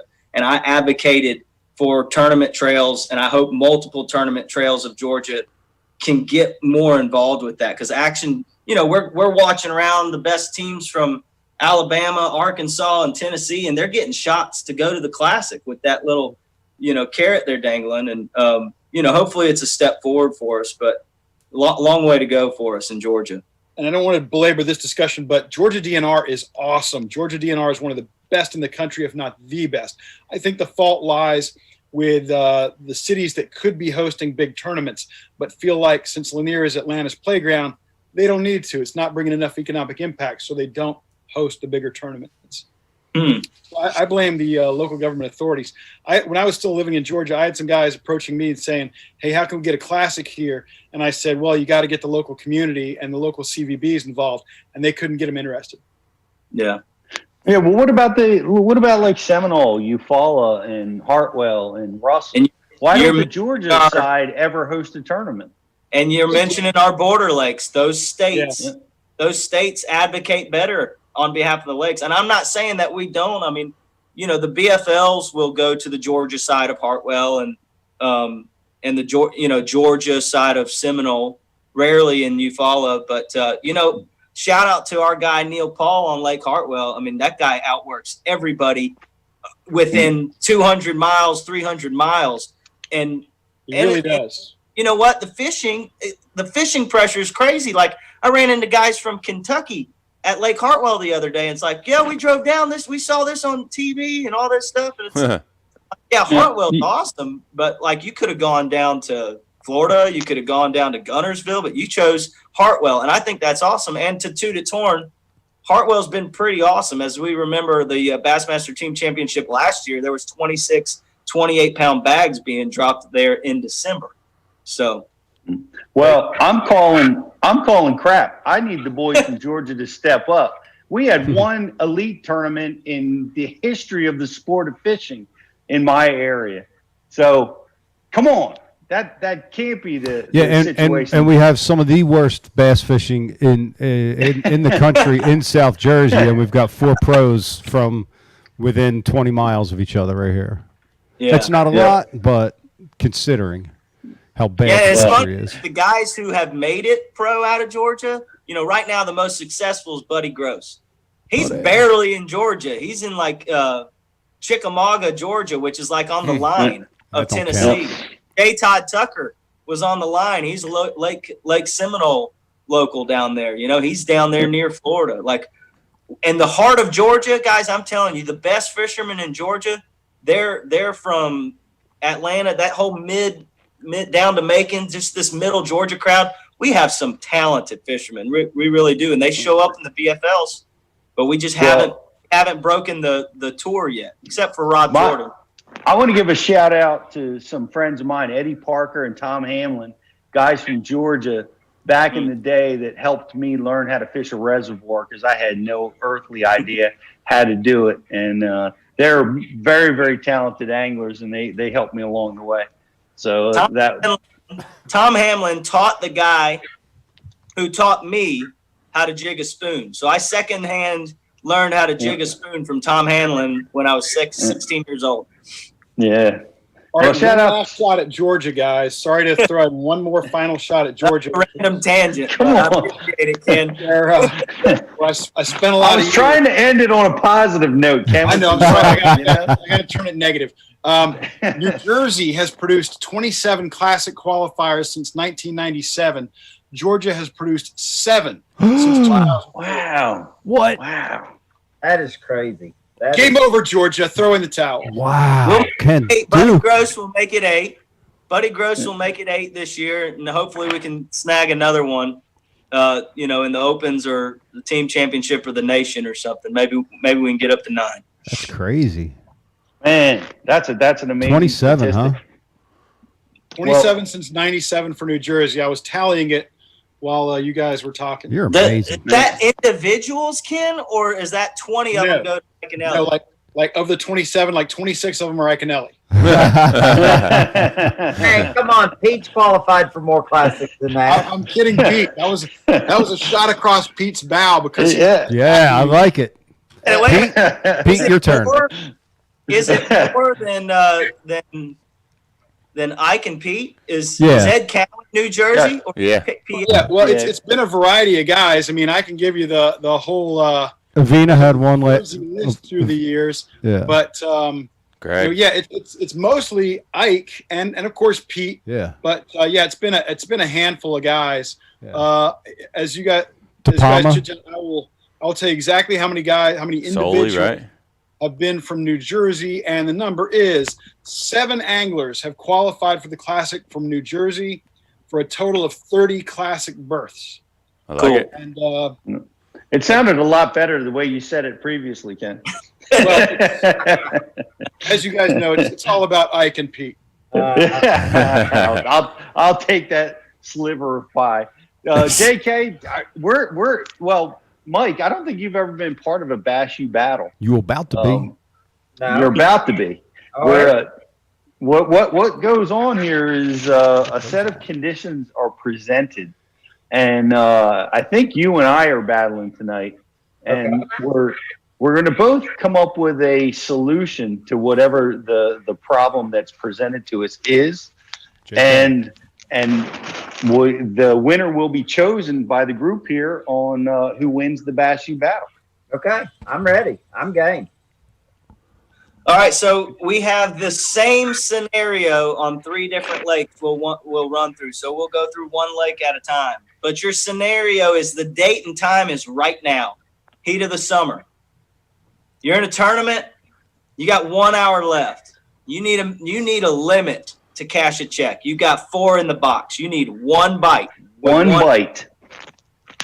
Where are you going and what are you throwing on the following lakes that I give you? Right now, this scenario, we will start with Lake Guntersville.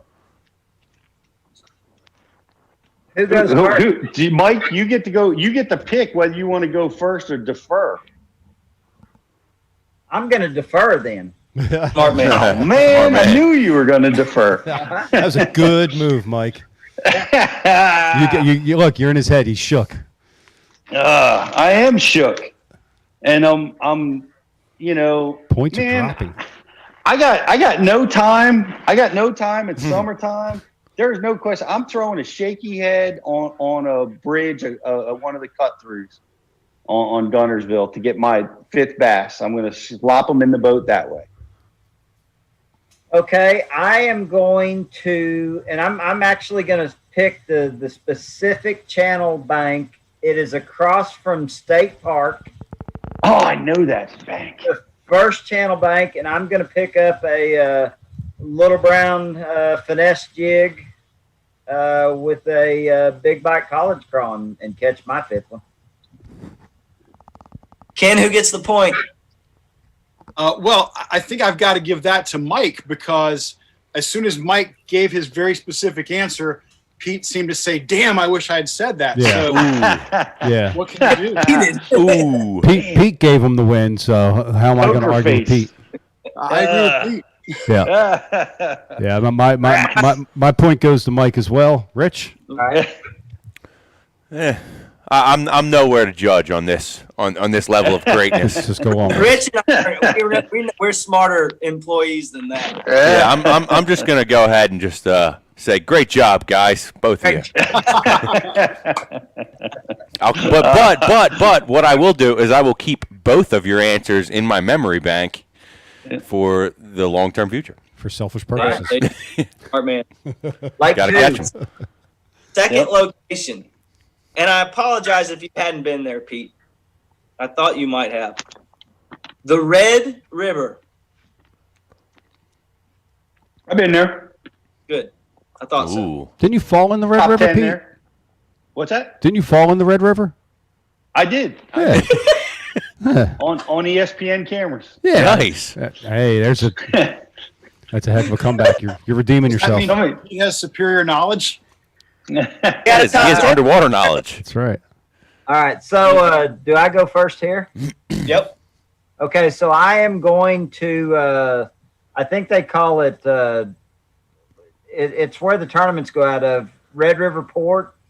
But there is the off limits area that is Cooley's Lake. I'm going to fish just outside the off limits area in the port. What do they call that? Port, Red River Port or whatever. And I'm going to catch one on a big bite creektail worm. Here's why I'm going to beat Mike in this tournament. Okay, let's hear it. I'm going to go back on my experience. Those fish on the red, they get tough. They get tough to flip. They get tough to bite baits. And I am going to take a buzz bait, and I am going to run down the riprap right by the launch. Shooting for a released fish or the fish that naturally use that to feed. And I'm going to get a reaction strike with a buzzbait because nothing else can work in this kind of heat.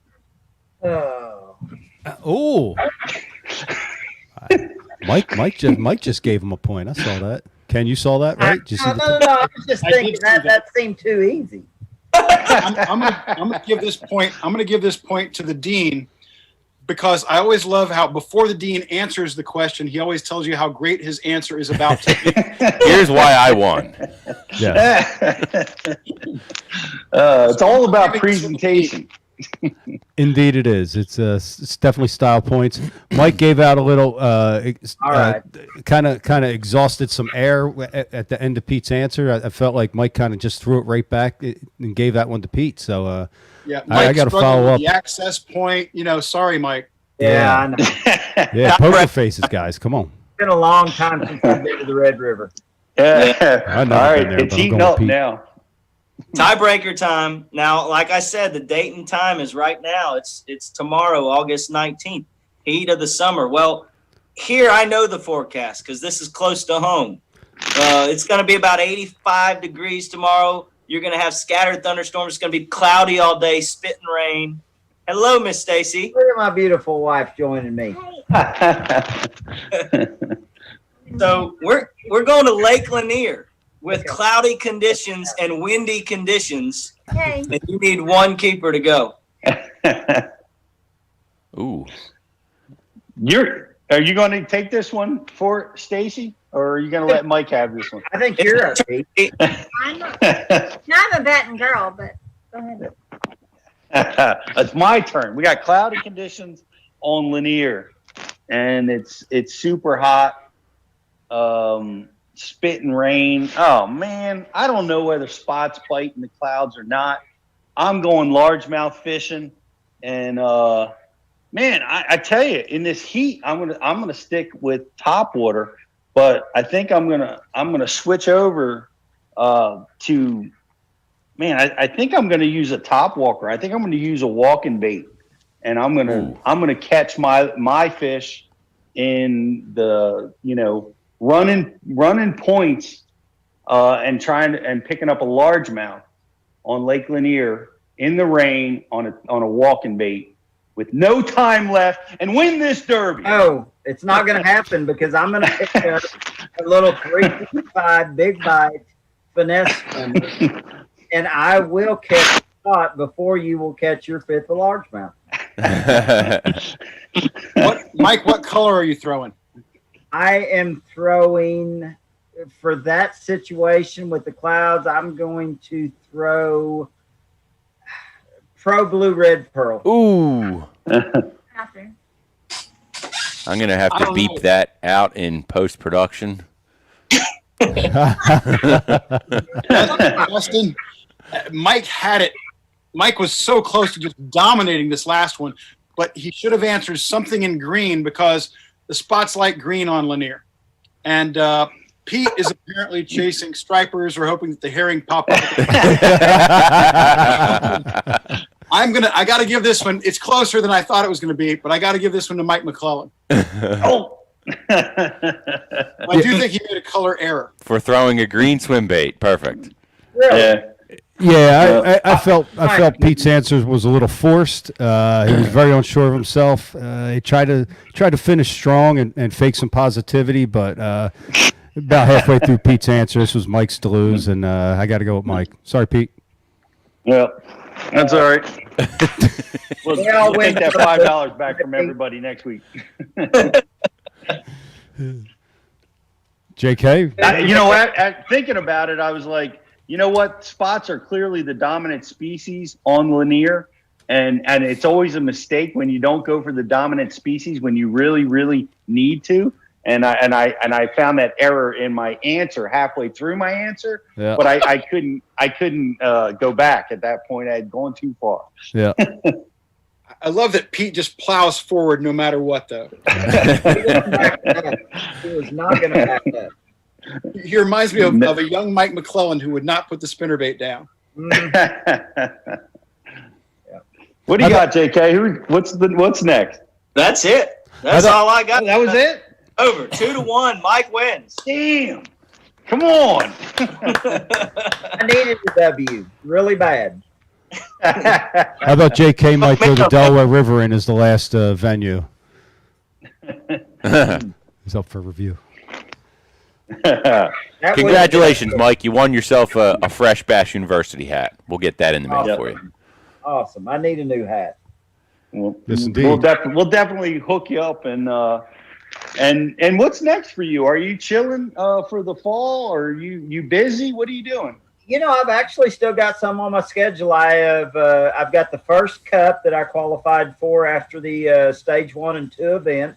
So we are going to Wisconsin. We don't know where we're going yet, but I know I'm going back to Wisconsin the second week of September. And then I'm going to try to pick on the homeboys here. I'm going to fish the final 2 Toyota Series in the Plains Division on Lake of the Ozarks and Table Rock.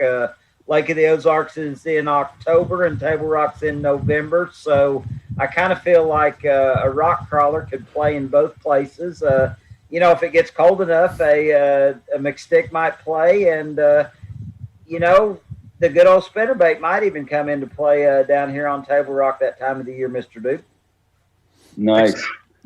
Well, we'll be watching and we'll be pulling for you, and I appreciate you taking the time to hang out with us. And the record was amazing.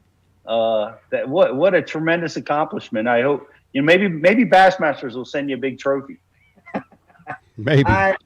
Maybe, you never know. I mean, there's a lot of great things that have happened throughout the course of time, and just being acquainted with Ken Duke. I mean, his name comes up in conversation. I know he won't believe me, but I mean, I think about Ken on a regular basis and bring his name up constantly. And it's been awesome to be here on the show with you, Ken, and Pete. I mean, you and I go back so far. I mean, our early days in the same boat, spending the years we did traveling on the road, fishing a lot of the same events. And Mr. Kimmel, I've enjoyed working with you at the Bass U's and hanging out. And it's cool to get caught up with y'all. It really is. Well,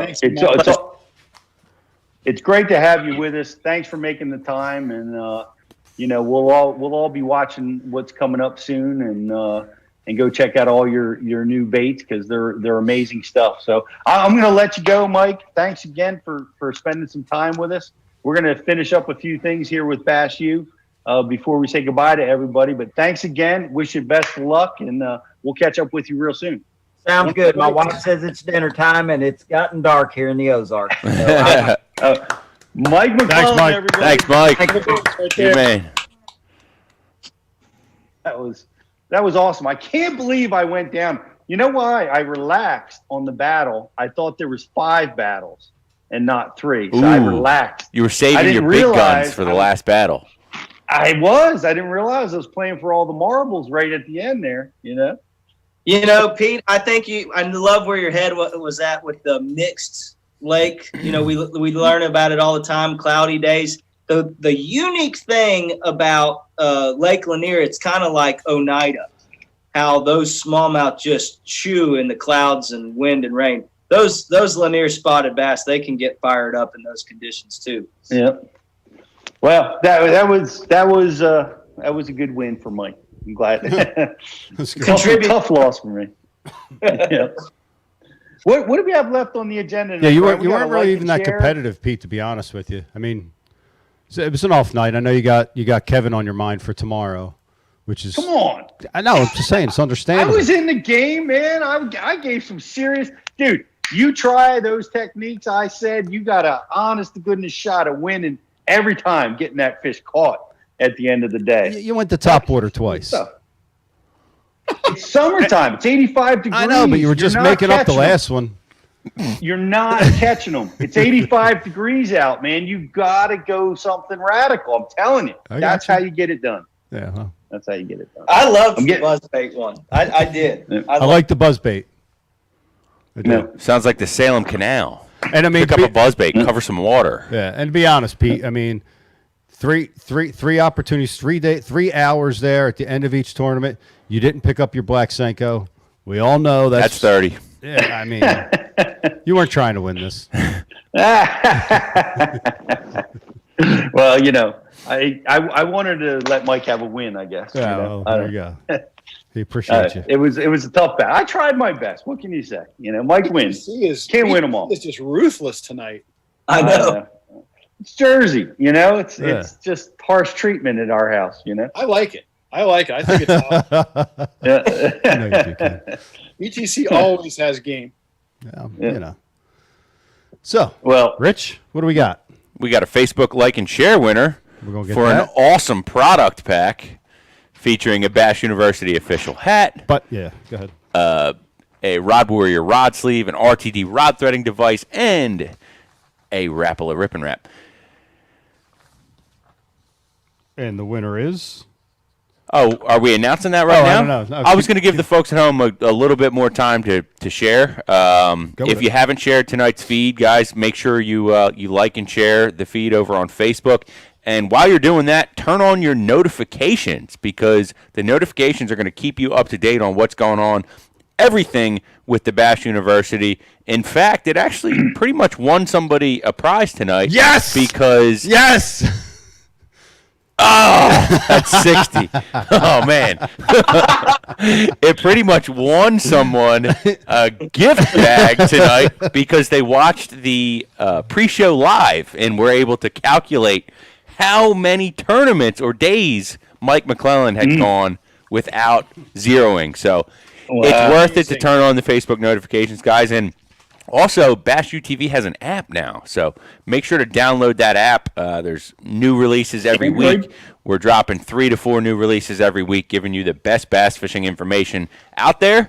And if you want to try out the product right now, you can use code BULive30 for 30 days free, unlimited access to over 600 million instructional bass fishing videos from the best anglers in the world. That's right. 750 plus. What? Wow. 750? Yes. Wow. 750. Wow. Android, Apple, iOS, whatever you got, the app is available for you. So go check it out, get it downloaded, download it for free, and come over and check out Bash University. It's going to help your fishing. Why were you cheering, BTC? Were you the 60th like and share? No, he said prizes.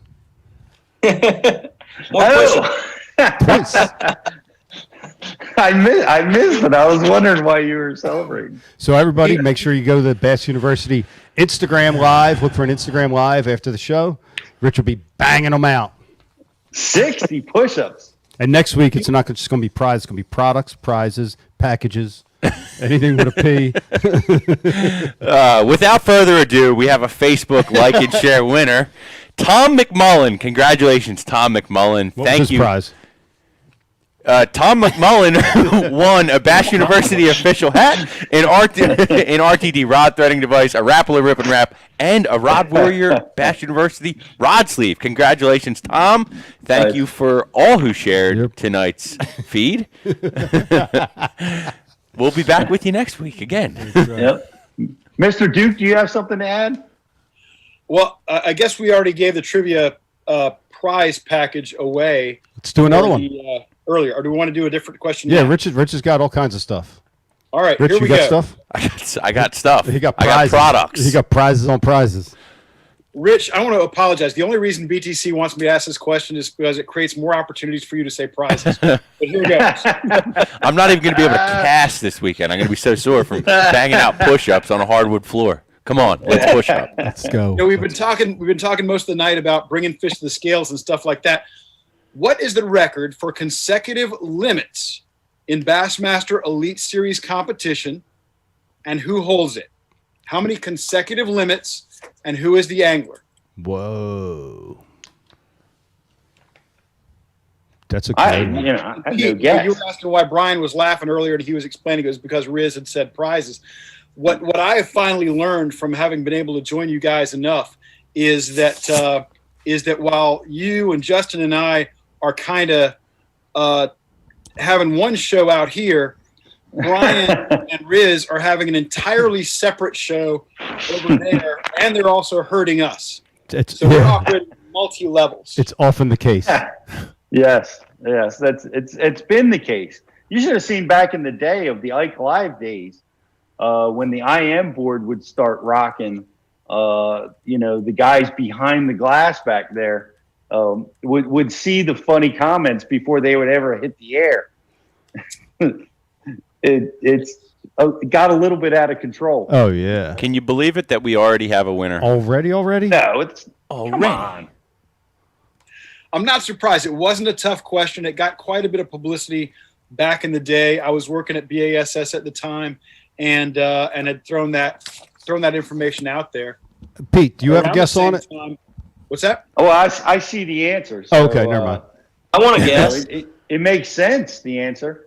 Yeah. JK. I want to guess. I want to guess the answer is Bill Lowen at like 96. No and no, unfortunately. Oh man.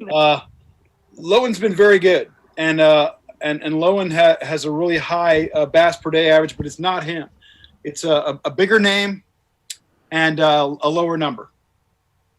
Yes. And Pete might be hanging out with him tomorrow. Yeah. We've already got a winner. And before we go and do this, I'll say that I started researching this question when it was the anniversary of Joe DiMaggio's hitting streak. He had a 56-game hitting streak back in 1941. So I got to thinking, well, what's the record for most consecutive limits? And I tedious job of sitting down and counting up all the consecutive limits for all the Elite Series guys up to that time. But the record, if you guys are ready to hear it, is actually 57 consecutive limits by Kevin Van Dam. And I thought it was really cool that Van Dam was one better than DiMaggio. Yeah. That is really cool. That's a really, really impressive stat. Yeah. 57 limits in a row. Yeah. I mean, that's just that's sick. They also didn't fish the Delaware back then. No. During that streak. Kevin zeroed at the Delaware. That's how the conversation about Mike McClelland's record came up. Yeah. Because so many guys were catching nothing out there. I said, I wonder what the record is. So many of the stats I've tried to research through the years have come through situations like that. Just some weird other sport incident or some phenomenon that I'm seeing at an event. Yeah. All right. Yeah. Well, keep them coming, Ken. It's amazing. And I appreciate you bringing them to our show. Absolutely my pleasure, Pete. I love being on the program with you guys, and you guys were a lot of fun, and you're the best. You're the best. You're the best, Ken. You're Thank the you. best. Yeah. And love Ken. Yeah. Thanks, and Ken everybody. is going to Did have we his give own away show. our last prize? Right? TC? What'd you say? Well, I'm sorry, Pete. What were you going with? I'm ready to wrap it up. Oh, I'm I going was to just see going if to we have say any that more prizes. that we're that Ken and I have been talking for a while, and Ken needs his own show, and we need Ken to have his own show. The bass fishing world needs Ken to have his own show. There's so much knowledge in that head that doesn't exist anywhere else. You need to put it on tape, Not so Ken. much, really. It's mostly parking. But I would love to have my own show one of these days. And if I can figure out some of the technology, maybe that's going to happen. But meanwhile, I'm awfully lucky to have friends like you guys who let me sit in. And I appreciate that. Yeah, we appreciate you. You're the man, Ken. So do the people. It's great to have you, Ken. I appreciate you bringing it to us. And it's been a lot of fun. As always, and we're going to be back next week, guys, with another show on Tuesday night at 7 p.m. And we're going to be talking about some other cool stuff on Bass University TV. We've got a lot of great stuff coming up for Bass University. Rich, are you looking at a TV guide right now? I'll pull it up right now. As a matter of fact, Pete, anybody who's watching out there right now that's not already a Bass U TV subscriber, you need to sign up right now, because if you sign up annually, we are hooking you up with the ultimate missile baits finesse fishing package. Prize. Yeah, good try, PTC. Come on, let's package. We are hooking you up with an ultimate finesse fishing package for missile baits that includes 2 packs of Ned Bombs, 2 packs of quiver worms, a pack of Nico weights, and a Bass University official hat. So head over there, sign up now, sign up annually, get with us for the whole year, start showing up to the scales with those big bags, and we're going to send you a finesse package. Woo. Prize. Outstanding. All right. And we've got Fred Rombanis coming up talking about school and bass. B Height, we're remastering his chatterbait seminar, which was one of our most watched seminars at Bass University. And we've got a lot of great stuff coming with Jamie Hartman and myself over the next few weeks, and lots more, including filming with KVD this week, guys. We're going to be diving in deep with a master class on jerkbait fishing with the master himself, 57 limits in a row. 57. We're gonna be out with them. So thanks everybody for watching. Thanks you guys, JK. Thank you, BTC, the Riz. Thank you guys. Of course, Mr. Duke. We will be back next Tuesday, 7 p.m. with another Bass University Live. Good night, everybody. You. It's Mike Iaconelli. This is Bash U TV. Here's what's awesome about Bash U TV. You get the top instructors. You will learn things at Bash U that you will learn nowhere else. And we help you build confidence with new techniques. We take the mystery and the myths out of bass fishing. Real tools that help you catch more fish consistently. At Bass U TV, shoes are optional. And I like turtles. We teach you to enjoy bass fishing. And that's why you want to check out Bass U TV. Join the Bass U family. Welcome to Bass U TV.